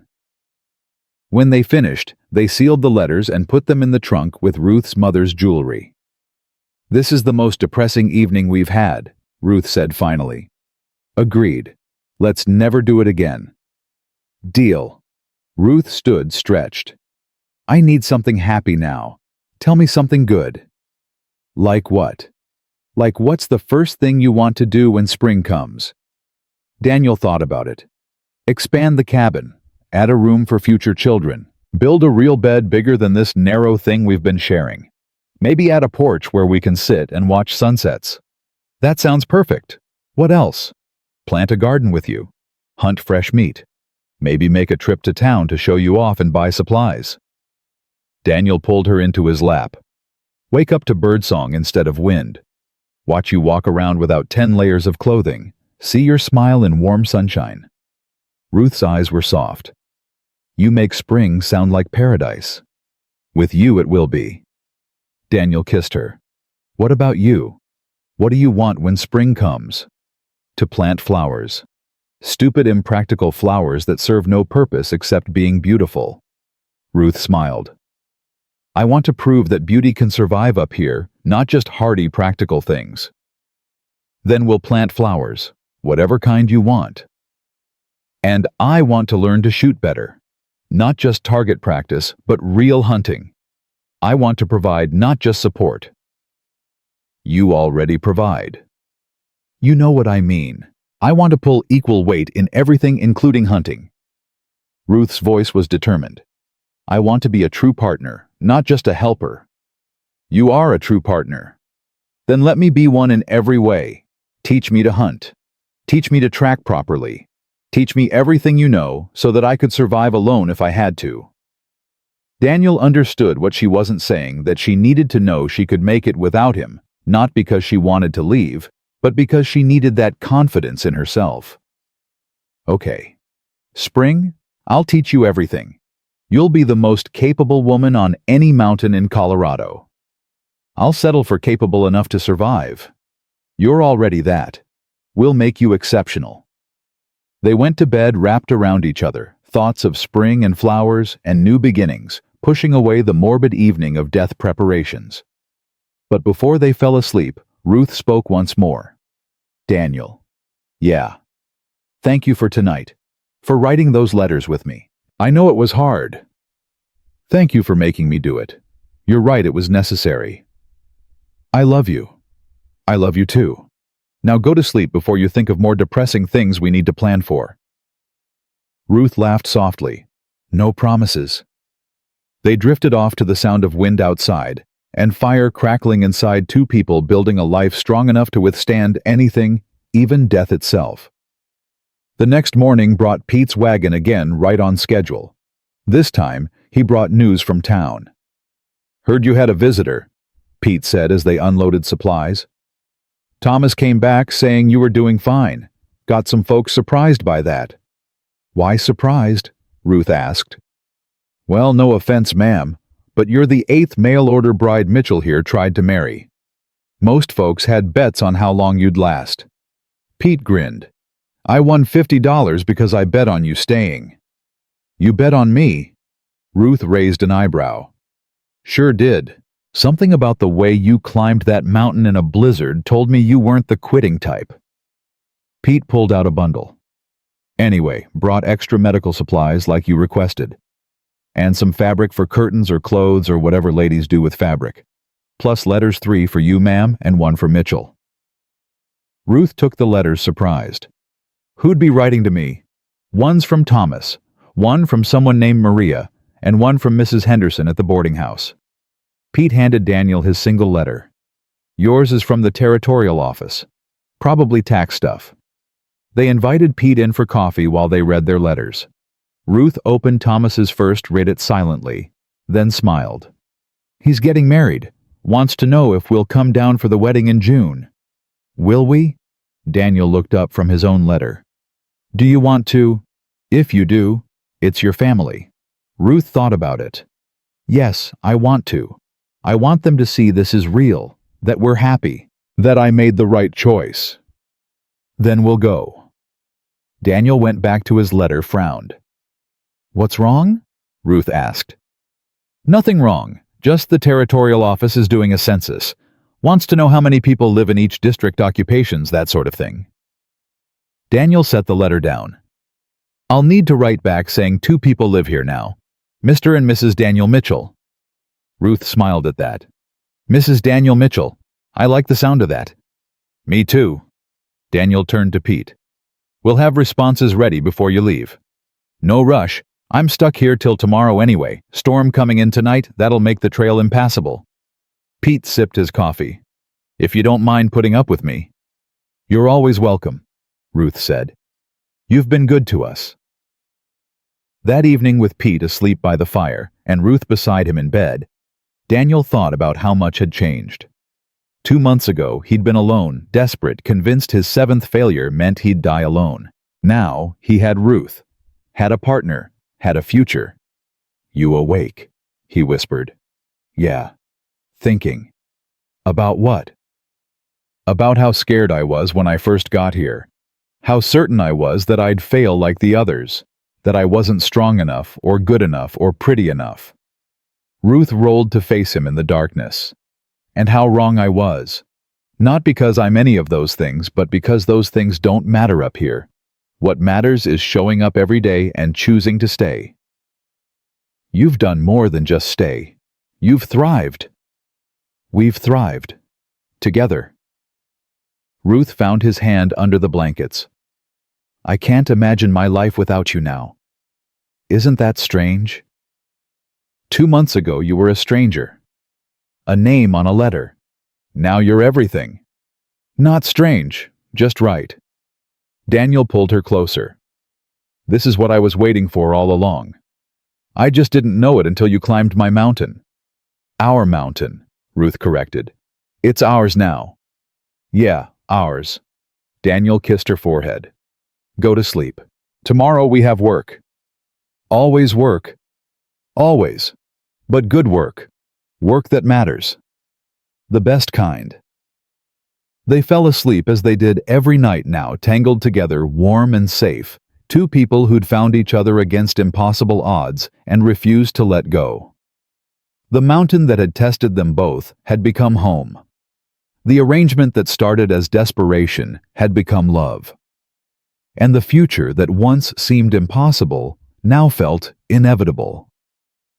Outside, the first flakes of the promised storm began to fall gentle and quiet, covering the world in fresh white. Inside, 3 people slept, 2 married and 1 visitor, all warm and fed and safe from the cold. And somewhere in the darkness, the mountain watched over them all, no longer an enemy, but not quite a friend. Just there. Constant. Testing. Teaching. Accepting those strong enough to accept it back. The storm Pete predicted turned into a 3-day siege that trapped them all inside. By the second day, the cabin felt impossibly small with 3 people and accumulated tension. "I spy something brown," Pete said for the 3rd time that afternoon. "The table." Ruth answered automatically, not looking up from her mending. "The chair," Daniel guessed at the same moment. "You two are no fun." Pete stretched. "How do you stand it? Just the 2 of you day after day, nothing but these 4 walls." Ruth and Daniel exchanged glances. They'd gotten so comfortable with silence that Pete's constant need for entertainment felt exhausting. "We talk," Ruth said finally. "Or we work. Or we just exist together without needing constant distraction." "That sounds lonely." "It's not lonely when you're with the right person," Daniel said. "It's peaceful." Pete shook his head. "I couldn't do it. I need people, noise, town life." "Then it's good you have town life." Ruth set down her mending. "Different people need different things. We need this." On the 3rd day, the storm finally broke. Pete left as soon as the trail was passable, clearly relieved to escape the quiet cabin and return to civilization. "Think we scared him off?" Ruth asked as they watched him disappear down the trail. "Probably. But that's fine. Not everyone understands what we have here." "Do you ever miss it? Town life people?" Daniel thought about it honestly. "Sometimes I miss the noise, the energy. But then I remember what came with it: judgment, expectations, trying to fit into a shape I wasn't built for. And I realize I don't miss it enough to go back." "Me neither." Ruth turned toward the cabin. "Though 3 days trapped inside with Pete made me realize how much space we actually need. When we expand, we should add a guest room." "Planning for visitors already." "Planning for Maria and Thomas in June, and any future children who'll need their own space eventually." Ruth's hand went unconsciously to her stomach. "Speaking of which..." "What?" "Nothing. Maybe nothing. I don't want to say until I'm sure." But Ruth's face held something: hope mixed with fear, mixed with cautious excitement. Daniel's heart rate picked up. "Ruth, are you..." "I don't know yet. It's too early to know. Could just be stress or the cold or wishful thinking." Ruth met his eyes. "But I'm late. 2 weeks late. And I'm never late." Daniel felt the world tilt. 2 weeks. Could mean nothing. Could mean everything. I won't know for certain for at least another month. Ruth grabbed his hand. "So don't get excited yet. Don't hope yet. Just wait with me." "I'm already hoping. Can't help it." "Then hope quietly. Because if I'm wrong, if it's nothing..." Ruth's voice cracked. "I don't want to disappoint you." "You could never disappoint me. Baby or no baby, you're enough." Daniel pulled her close. "But if there is a baby..." "Then we'll figure it out. Together. Like everything else." Ruth buried her face in his chest. "I'm terrified, Daniel. What if I can't do it? What if I'm too old, too fat, too..." "Stop. You're none of those things. You're strong and healthy and capable." Daniel tilted her face up. "And if you are pregnant, you'll be an amazing mother.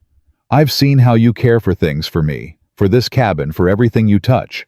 A child would be lucky to have you. And you, a child would be lucky to have you as a father." "Then let's hope together, quietly, and whatever happens, we handle it together. They stood like that for a long moment, two people balanced between fear and hope, neither willing to lean too far in either direction yet. The next weeks brought a shift in their routine. Ruth tired more easily, needed more rest. She tried to hide it, pushing herself to maintain the same pace, but Daniel saw through the act. "You're doing it again," he said one morning after she'd stopped to catch her breath for the third time on their way to check traps. "Doing what?" "Pretending you're not struggling, pushing yourself past your limits because you think you have to prove something." Daniel touched her arm. "You don't. Not to me. I'm not trying to prove anything. I'm just—" Ruth sagged against a tree. "Fine. I'm exhausted. Happy? No. But I'm honest." Daniel studied her face. "Maybe you should stay at the cabin today. Rest." "Absolutely not. We're partners. Equal partners. That means I pull my weight. Partners also know when to ask for help, when to admit limitations." Daniel kept his voice gentle. "If you are pregnant, your body's working hard to grow a person. That's pulling weight too." Ruth's eyes filled.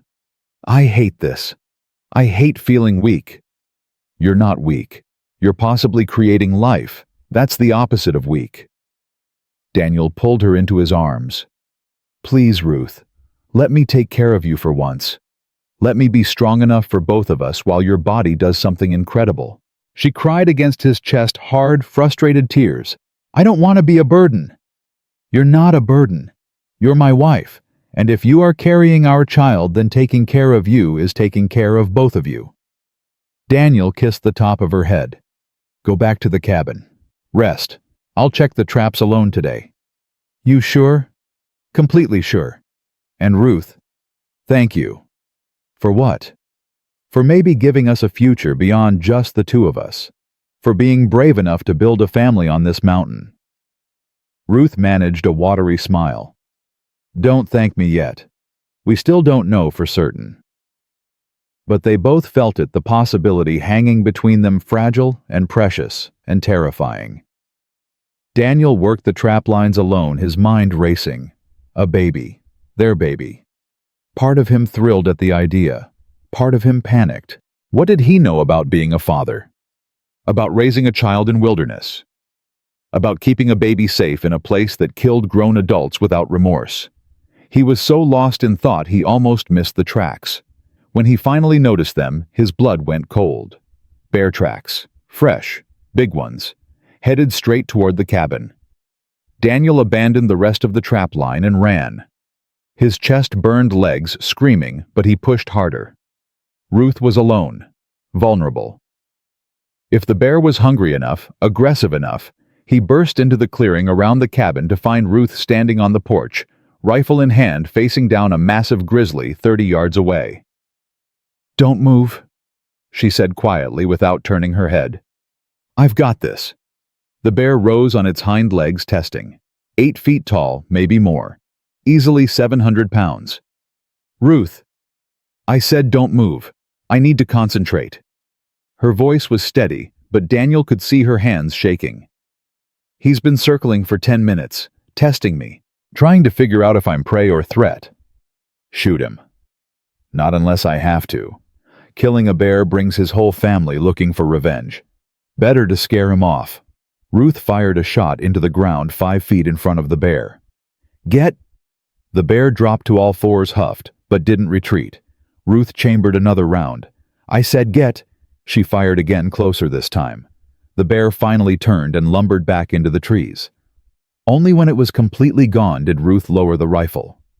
Her hands were shaking violently now, her face pale. Daniel rushed to her, pulled the rifle from her grip before she dropped it. "You okay?" "No. Yes. I don't know." Ruth sat down hard on the porch steps. "That was the most terrifying thing I've ever experienced." "Why didn't you shoot him?" "Because I was scared I'd miss. That I'd wound him and make him angry instead of dead. And an angry, wounded bear is worse than a curious, healthy one." Ruth put her head in her hands. "Plus, if I'm pregnant, I can't risk a bear family coming for revenge when I might not be able to move fast enough to defend myself." Daniel sat beside her, wrapped an arm around her shoulders. You did good. You stayed calm, made smart choices, protected yourself. I was terrified the whole time. Brave isn't not being scared. It's being scared and doing what needs doing anyway. Daniel kissed her temple. You were brave. I want to go inside now, and maybe not come out for a week. Deal. They spent the rest of the day inside, both shaken. That night, Ruth couldn't sleep. Every sound made her jump, certain the bear had returned. He's not coming back, Daniel said for the 10th time. You scared him off good. You don't know that. Bears hold grudges. Ruth sat up. What if he comes back when you're checking traps? What if I'm alone again and he's angry this time? Then you do exactly what you did today. Stay calm, make noise, scare him off. Daniel pulled her back down beside him. But I'll set up better warnings tomorrow. Bells on the perimeter, maybe some scent deterrents. We'll make this place less appealing to bears. And if that doesn't work, then we handle it, together or separately, because you proved today you can handle yourself. Daniel touched her face. I'm so damn proud of you. You know that. For not getting eaten by a bear, that's a low bar. For staying calm under pressure. For making smart choices when panicking would have been easier. For being exactly the kind of strong I knew you were. Daniel's voice was rough with emotion. 7 women before you ran from far less. You faced down a grizzly and lived to tell about it. Ruth's eyes filled. I was so scared. I know, but you did it anyway. That's what matters. They held each other in the darkness, both processing how close they'd come to disaster. Eventually, Ruth spoke. Daniel, if I am pregnant and something happens to me during childbirth, don't. We're not talking about that. We have to. Childbirth kills women all the time, especially older women, especially women giving birth in remote areas without doctors. Ruth's voice was firm despite its tremor. If it comes down to choosing between me and the baby, stop. I need you to promise me something. Ruth, promise me you'll choose the baby. If the doctor says you have to choose, promise me you'll save the baby over me. Her fingers dug into his arms. Please, Daniel, I need to know that even if I don't make it, something of us will survive. Daniel felt sick. I can't promise that. I won't promise that.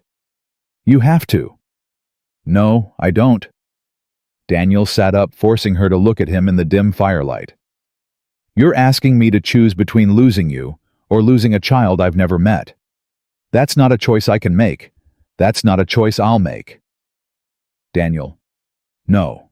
Listen to me. I love you. I fell in love with you, not with the idea of children or family or legacy. You. If it comes down to choosing, I choose you every single time, and I won't apologize for that. But the baby would want their mother alive, would need their mother alive. Daniel's voice cracked. I can't raise a child alone, Ruth. I can barely manage to stay human with you here, without you. He couldn't finish the sentence. Ruth was crying now. I'm scared. I'm so scared of dying like this, of everything we've built ending because my body fails. Then we plan better. We make sure you're not alone when the time comes. We go to town before the baby's due, stay with a doctor, do everything we can to keep you safe. Daniel wiped her tears. But I won't promise to let you die. I won't. Don't ask me to. Okay. Ruth's voice was small. Okay. They lay back down, both too worked up to sleep. Finally, Daniel spoke again. When we expand the cabin, we'll add shutters to all the windows. Stronger doors, better defenses. We'll make this place safer for you and any children we have. That's practical. That's love. Making sure the people you love are protected. Daniel pulled her closer. And I love you more than anything.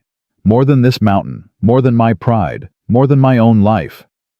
So we're going to do everything possible to keep you alive and healthy. Understand? I understand. Ruth burrowed into his warmth. I love you too. Enough to be terrified of leaving you. Then don't leave. Stay. Fight. Survive. Like you always do. I'll try. That's all I ask. Morning brought clarity and purpose. They spent the day bear-proofing the cabin, hanging bells, creating noise traps, spreading deterrent scents around the perimeter. Daniel taught Ruth more about bear behavior, how to read their moods, when to stand ground, and when to retreat. Most bears just want to be left alone, he explained. They're not hunting us. They're just opportunistic. If we make ourselves too much trouble, they'll find easier meals. What about protective mothers with cubs? We stay far away from those, no exceptions. A mother bear is the most dangerous animal on this mountain. Ruth touched her stomach unconsciously. I understand that now. I'd kill anything that threatened our baby. I know you would. Daniel watched her hand on her belly. Are you feeling anything? Any signs? Tired. Nauseous sometimes, especially in the morning. Could be pregnancy. Could also be stress or bad food, or just getting older. Ruth shrugged. We'll know eventually. How long until you're sure? Another month maybe. Possibly sooner if other symptoms develop. Ruth looked at him. Can you wait that long without hoping? No, I'm already hoping. Can't help it. Me too. Ruth smiled softly. I'm hoping so hard it hurts. And I'm terrified because hope always seems to end in disappointment for me. Maybe this time it won't. Maybe. They worked in companionable silence, fortifying their home against threats both bear-sized and uncertainty-sized. By evening, the cabin felt more secure, more like a fortress than a simple shelter. Over dinner, Ruth brought up the wedding. June is only 4 months away. We should start planning the trip to town. What needs planning? We walk down, attend the wedding, walk back up. Daniel. Ruth's tone was patient. If I'm pregnant, I'll be 6 months along by then. Walking down a mountain might not be possible, and we need to think about staying in town for a while. Maybe until after the baby comes. Daniel's chest tightened. Leave the mountain. Temporarily. For safety. So I'm near a doctor when the time comes. Ruth reached across the table. I don't want to leave either, but we have to think practically. The baby's safety comes first. Our baby, both of you. Daniel held her hand. Okay, if you're pregnant, we'll go to town in May. Stay through the birth. Come back when you're strong enough. You'd do that. Leave the traps, the cabin, everything. For you. For our child, I'd leave the whole damn mountain behind. Daniel's voice was fierce. Nothing matters more than keeping you both safe. Ruth's eyes welled up. Damn it, Daniel. You keep making me cry. Sorry. Don't be sorry. Just thank you for putting us first. Always. That night brought another storm, but this one felt less threatening. They'd secured everything, prepared for the worst, made plans for a future that might or might not include a baby. Ruth fell asleep, quickly exhausted from the day's work. Daniel stayed awake longer, watching her face in the firelight, thinking about how much had changed in 3 months. He'd gone from desperate and alone to partnered and possibly becoming a father. From a cabin that felt like a prison to a home he'd defend with his life. From a man who'd forgotten how to hope to someone who couldn't stop hoping even when it scared him. All because one stubborn woman answered his advertisement and refused to quit. The next few weeks passed in a blur of work and waiting. Ruth's symptoms continued: fatigue, nausea, emotional swings that had her laughing one moment and crying the next. I hate this, she said one afternoon after crying over spilled flour. I hate not being in control of my own emotions. It's probably the baby, Daniel said gently. Or I'm just losing my mind. That's also possible. Ruth wiped her eyes roughly. Either way, I don't like it. I know, but you're handling it well. I'm crying over flour, Daniel. That's not handling it well. You're growing a person. You're allowed to cry over whatever you want. Daniel pulled her into a hug. Flour bears the way wind sounds at night, all of it's fair game. Ruth laughed wetly against his chest. You're too patient with me. I'm exactly patient enough. No more, no less. In early March, Ruth woke Daniel in the middle of the night. I'm bleeding. Daniel's heart stopped. What? Not a lot, but enough to be concerning. Ruth's voice was shaking. I don't know if this means I'm losing the baby, or if I was never pregnant at all, or... Okay, it's okay. We'll figure it out. Daniel lit the lamp, examined her carefully. How much blood? Just spotting, not like a full flow, but it wasn't there yesterday. Does anything hurt? My lower back, my stomach, but that could be anything. Daniel thought fast. We need to get you to a doctor. Today. Now. Daniel, it's the middle of the night. In a snowstorm. The nearest doctor is 2 days away. Then we start walking at first light. No arguments. What if it's nothing? What if I'm worrying over nothing and we risk the trip for no reason? Then we wasted a trip. But if it's something and we don't go, I'll never forgive myself. Daniel started packing supplies. We leave at dawn. Ruth didn't argue further. She knew he was right. They both knew. Dawn came cold and clear. The storm had passed, leaving deep snow but passable trails. They started down the mountain, Daniel carrying most of the supplies, Ruth moving as fast as she dared. By noon, the bleeding had stopped. By evening, Ruth felt better. By the time they reached town 2 days later, exhausted and worried, she was certain it had been a false alarm. But they saw the doctor anyway, and after examining Ruth, he confirmed what they'd both been hoping and fearing. You're pregnant, Mrs. Mitchell, about 2 months along. The bleeding was likely implantation-related or minor placental shifting, common in first pregnancies, especially for older mothers. He smiled kindly. Congratulations. You're going to have a baby. Ruth and Daniel stared at each other, the news finally real and confirmed and undeniable. We're having a baby, Ruth whispered. We're having a baby, Daniel repeated, pulling her into his arms. They held each other in the doctor's office, crying and laughing and shaking with relief and terror and joy.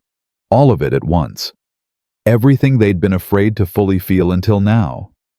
You'll need to be careful, the doctor continued. Given your age and the remoteness of your home, I'd recommend staying in town for the last 2 months of pregnancy, just to be safe. We'll do that, Daniel said immediately. Whatever keeps them safe. Good man. The doctor patted his shoulder. Come back in a month for another check. And Mrs. Mitchell, take it easy. Rest when you need to. Don't push yourself too hard. I'll make sure she doesn't, Daniel said.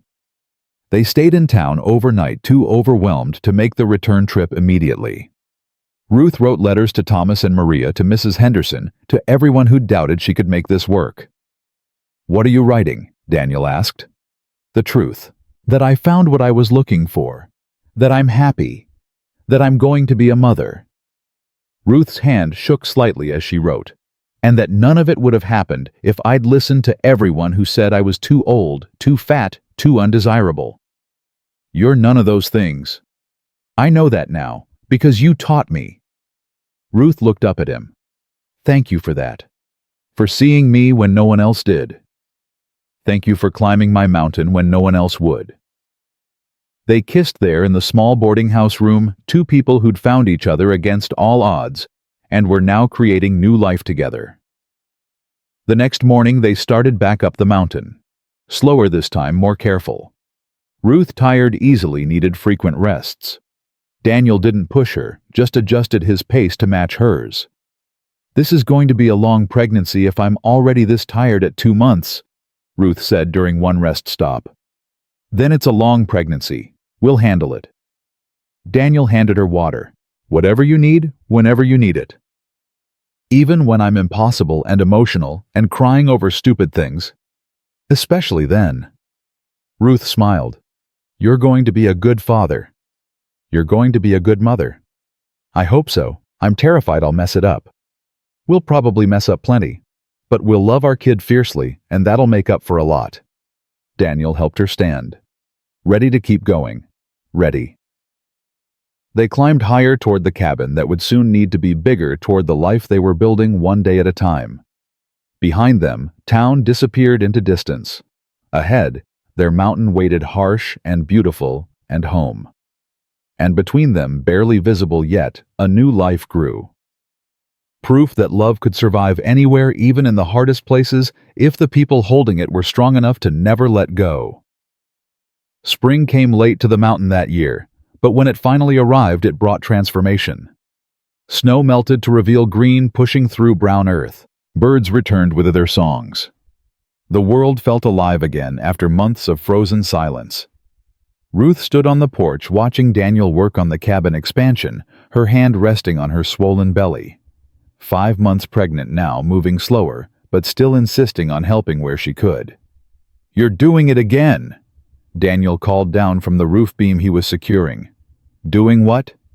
"Standing when you should be sitting. The doctor said rest, Ruth." "The doctor said take it easy, not become an invalid." But Ruth sat down on the porch steps anyway, too tired to argue. "How's it looking up there?" "Good. Another week and we'll have the frame done. 2 more after that for walls and roof." Daniel climbed down, wiping sweat from his forehead. "By the time the baby comes, we'll have a proper nursery." Ruth smiled, touching her belly as the baby kicked. "Feel that someone's active today." Daniel knelt beside her, placed his hand where hers had been. The baby kicked again, strong enough that he felt it clearly.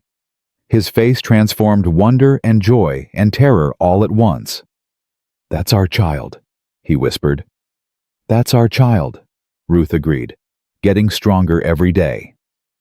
They sat together in the afternoon warmth, both marveling at the life growing between them. Then Ruth spoke, her voice going serious. "Daniel, we need to talk about June." "Thomas's wedding." "Yes. I'm going to be 6 months pregnant by then. The trip down will be harder. Staying in town will be uncomfortable. And—" Ruth paused. "I think we should stay.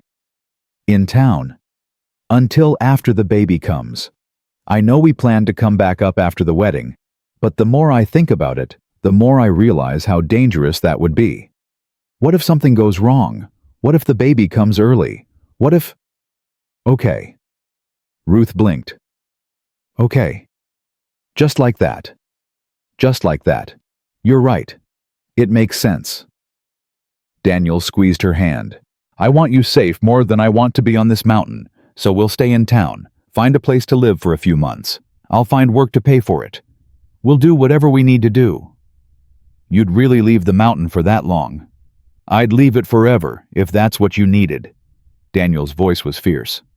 "This mountain matters, but you matter more. You and this baby matter more than anything." Ruth's eyes filled with tears. "Damn hormones. I cry at everything now." "I know. You cried yesterday when I brought you flowers. They were pretty flowers.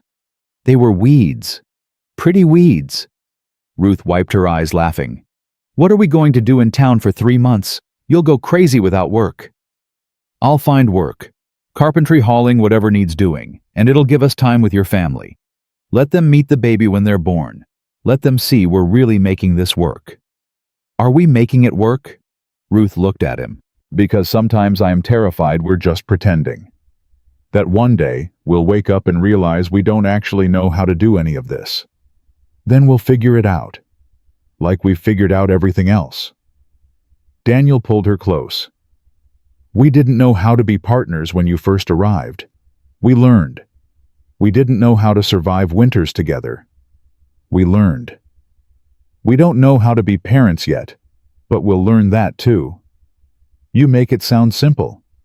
Because it is simple. Not easy, but simple. We love each other. We're committed. We'll make mistakes, but we'll fix them together. That's all parenting is, loving your kid and fixing your mistakes before they become permanent." Ruth laughed softly. "Where did you get so wise?" "From you. You taught me that it's okay not to have all the answers, as long as you're willing to find them." They sat watching the sun move across the sky, both thinking about the future, rushing toward them faster than expected. Finally, Ruth spoke again. "I'm scared, Daniel. Really scared. What if I'm a terrible mother? What if I don't know how to love this baby the way they deserve? You'll know. The same way you knew how to love me by showing up every day and choosing to stay even when it's hard. Daniel touched her face. You're going to be an amazing mother. I've seen how you care for things, how patient you are, how strong. This baby is lucky to have you. And you. This baby is lucky to have you. Then we're all lucky. Daniel kissed her forehead. Now go inside and rest. I need to finish this beam before dark. Bossy. Someone has to be, since you won't listen to the doctor. Ruth stood carefully, her hand on the small of her back. Fine. But I'm making dinner tonight. No arguments. Wouldn't dream of it. The next few weeks passed in a flurry of preparation. Daniel worked on the cabin expansion with single-minded focus, determined to finish before they had to leave for town. Ruth packed what they'd need for their extended stay, organized the cabin for their absence, made lists of everything that could go wrong, and plans for how to handle each scenario. You're doing it again, Daniel said one evening, finding her hunched over yet another list. Doing what? Trying to control everything. Trying to plan for every possible disaster. He took the paper from her hands. Some things you just have to trust will work out. I don't know how to do that. Trust has never worked out well for me. It's working out now. Look around, Ruth. Look at what we've built. This happened because you trusted, because you took a leap. Daniel knelt beside her chair. So trust again. Trust that the trip will be fine, that the baby will be healthy, that we'll figure out how to be parents. Trust that this story we're writing together has a happy ending. Ruth touched his face. When did you become such an optimist? When I married you. You gave me something to be optimistic about. In early June, with the cabin expansion finished and their belongings packed, they made the journey down the mountain. Slower than ever before, stopping frequently for Ruth to rest. It took 3 days instead of the usual 2, but they made it safely. Town felt overwhelming after months of isolation. So many people, so much noise, so much happening all at once. Ruth gripped Daniel's hand tightly as they navigated the crowded streets. You okay? He asked. Just adjusting. It's different than I remembered. We can leave any time you want. No. We're here for Thomas's wedding. And for the baby. We're staying. Ruth straightened her shoulders. I can handle a little noise. They found rooms at Mrs. Henderson's boarding house, the same place Ruth had worked before coming to the mountain. Mrs. Henderson took one look at Ruth's pregnant belly and broke into tears. Oh, honey, look at you. You're glowing. She pulled Ruth into a careful hug. I was so worried when you left. Thought for sure it would end badly. But you proved me wrong. I proved everyone wrong, Ruth said with satisfaction. That you did. That you did. Mrs. Henderson turned to Daniel. And you must be the lucky man who convinced her to climb that mountain. Lucky doesn't begin to cover it, Daniel said, smiling. They settled into their rooms, strange after months in their cabin. Too much space, too many walls, too many people nearby. That first night, Ruth couldn't sleep. What's wrong? Daniel asked. It's too quiet. Too quiet. There are people talking downstairs, wagons outside, dogs barking. Exactly. It's people quiet, not mountain quiet. I can't hear wind or trees or the cabin settling. I can't hear our sounds. Ruth rolled to face him. Does that make sense? Perfect sense. I hate it here too. Really? Really? But we're here for good reasons. For family. For safety. For our baby. Daniel pulled her close. And the mountain will still be there when we're ready to go back. Promise? Promise. Thomas's wedding 3 days later was beautiful, in the way town weddings were, formal, structured, full of people Ruth didn't know, and customs she'd forgotten. She and Daniel sat in the back, both uncomfortable in borrowed formal clothes. But when Thomas saw them, his face lit up. He broke away from his bride to embrace Ruth. You came. I didn't think you'd actually come. Of course I came. You're my family. Ruth stepped back so he could see her belly. We brought a guest, though. Hope that's okay. Thomas laughed, delighted. A baby. Ruth, that's wonderful. When? August, the doctor thinks. Maybe late July if they decide to come early. And you're staying in town until then. We are. For safety. Thomas looked at Daniel. Taking good care of her. Trying to. She makes it difficult by refusing to rest. Daniel's tone was affectionate rather than annoyed. That sounds like Ruth. Thomas grinned. Listen, after the ceremony, there's a reception. Will you stay? There are people I'd like you to meet. People who didn't believe me when I said you were happy. Ruth and Daniel exchanged glances. Neither wanted to spend hours at a social gathering, but this was important to Thomas, and he'd made the effort to apologize and accept their marriage. We'll stay, Ruth said. For a little while anyway. The reception proved less terrible than expected. Thomas introduced them to his new wife Maria and various other family members. Some were openly skeptical, looking at Ruth's size and age with poorly concealed judgment. Others were genuinely kind, congratulating them on the baby and asking about their life on the mountain. One older woman pulled Ruth aside. I remember you from the boarding house. You looked so sad back then, like you'd given up. I had mostly, Ruth admitted. And now I'm building something worth living for. Ruth touched her belly. Now I'm happy. It shows. You look 10 years younger. The woman smiled. That mountain man of yours is a good one. Hold on to him. I intend to. Later, as they prepared to leave, Maria approached them nervously. Mrs. Mitchell, Ruth, can I talk to you for a moment? Ruth nodded, surprised. Maria had been cold at the reception, barely acknowledging her presence.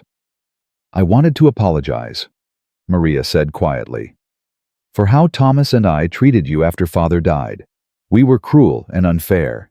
You didn't deserve that. You were grieving. People do stupid things when they're grieving. That doesn't excuse it. Maria's eyes were wet. You were good to us, good to Father, and we repaid that by throwing you out like trash. I'm sorry. I'm so sorry. Ruth felt something release in her chest, some old hurt she'd been carrying without realizing it. I forgive you, both of you. You were young and hurt and lashing out. I understand. Thank you. Maria hugged her impulsively. And congratulations on the baby. You're going to be a wonderful mother. Walking back to the boarding house that night, Daniel squeezed Ruth's hand. That was good. Getting closure. It was. I didn't realize how much I needed it until it happened. Ruth leaned against him.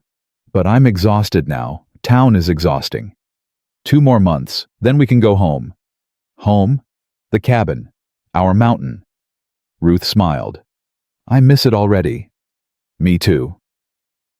July brought heat and swelling and Ruth's growing impatience with her own body.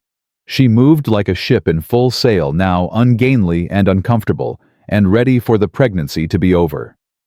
I hate this, she said one particularly hot afternoon. I'm huge and sweaty and nothing fits and I can't see my own feet. You're beautiful, Daniel said automatically. I'm a whale. A beautiful whale. Ruth threw a pillow at him. You're supposed to disagree, not agree. I'm whale-shaped. Daniel laughed, catching the pillow. You're pregnant. You're supposed to be big. You're growing our child. That makes you beautiful. Sweet talk won't work on me. It's not sweet talk. It's truth.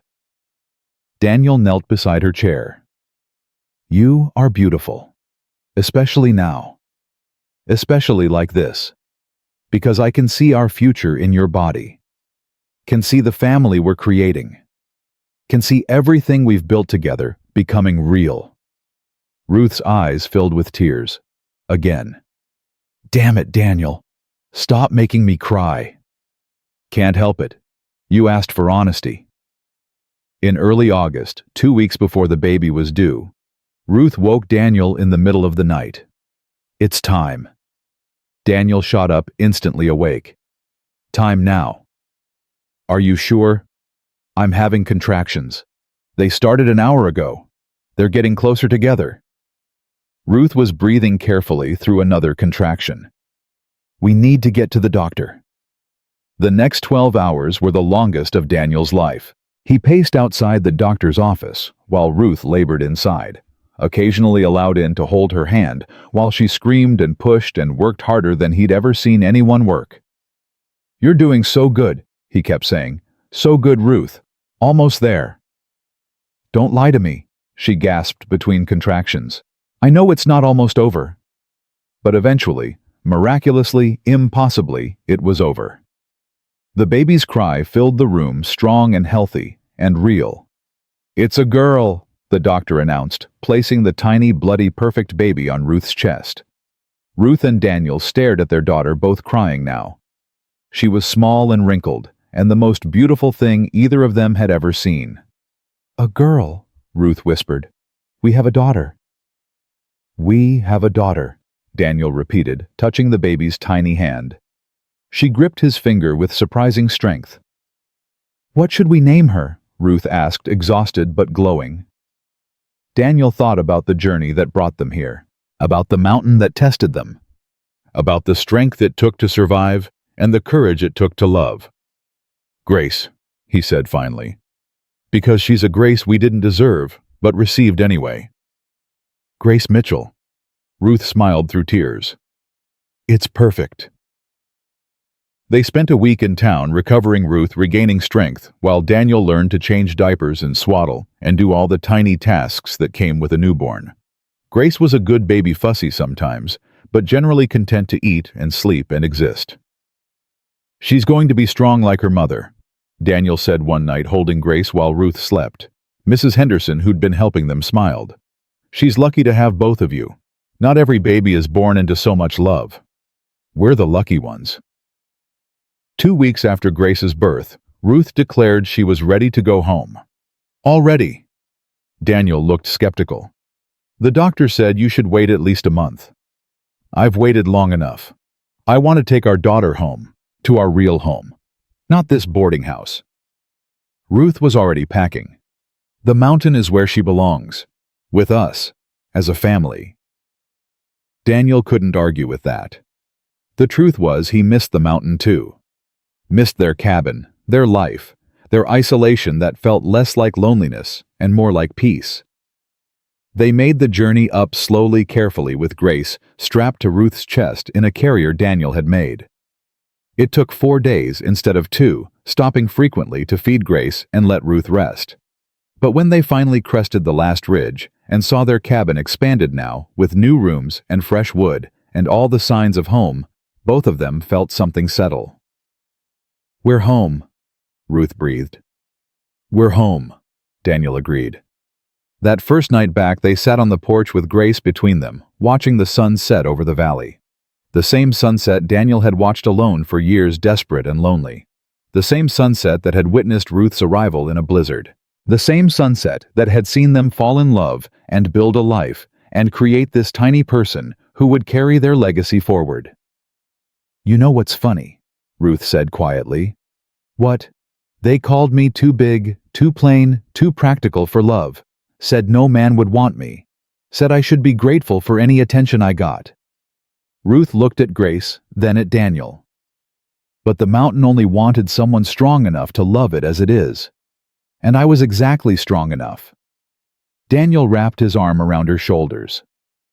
The mountain found the perfect one. We found each other. Yeah, we did. They sat in comfortable silence as stars emerged overhead. Grace slept peacefully between them, unaware of the journey her parents had taken to bring her into existence. Unaware of the failures and fears and courage that paved the way for her life. But she would learn. They would teach her. Teach her that love isn't always easy, but always worth fighting for. Teach her that strength comes in many forms. Teach her that home isn't a place, it's the people you choose and who choose you back. Daniel looked at his family, his wife who'd climbed his mountain and refused to leave his daughter, who represented everything they'd built together, and felt gratitude so deep, it hurt. 7 women had tried this mountain and failed. 7 chances at partnership that ended in disappointment. He'd been ready to give up, convinced he'd die alone. Then Ruth Gutierrez answered his advertisement with brutal honesty and fierce determination, and everything changed. She hadn't just stayed, she'd thrived. She'd built a life with him that neither of them had thought possible.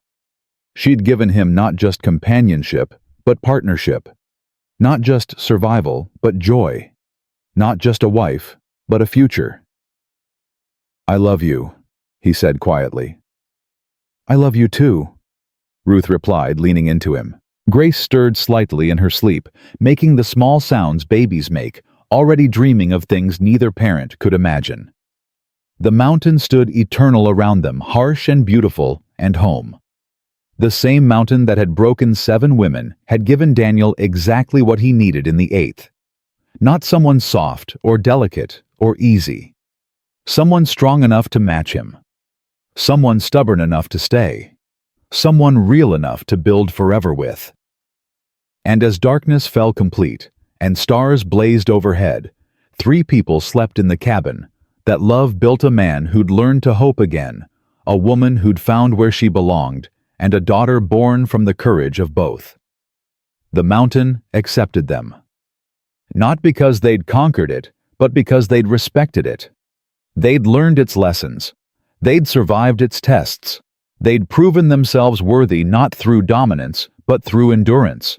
And in that small cabin carved from wilderness, love, real hard-earned, unbreakable love, had taken root and flourished against all odds. Some stories end with happily ever after. This one ended with something better, happily ever working. Building, choosing, growing. Because the best love isn't found in fairy tales. It's found in the daily choice to keep showing up, keep trying, keep loving, even when it's hard. Ruth and Daniel had found that love. Against impossible odds, despite every reason to fail, they'd built something that would last. The mountain had wanted someone strong enough to love it as it was. And Ruth had been exactly strong enough, not despite her age, her size, her past failures, but because of them. She'd been tested by life and tempered by hardship until she was exactly the kind of strong the mountain demanded. And Daniel, who'd thought he was broken beyond repair, had learned that being broken just means there's room for someone else to fit inside the cracks. Together, they were whole. Together, they were home. Together, they'd built a life worth every difficult step it took to find each other. That was their story. Not a romance that came easy, but a partnership earned through honest work and daily choice. Not a fairy tale, but something better, something real. And on that mountain, where 7 women had failed, one had finally succeeded.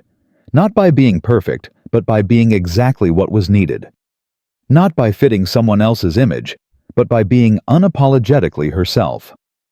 Ruth Gutierrez had climbed that mountain expecting nothing. She'd found everything. And she'd never let it go.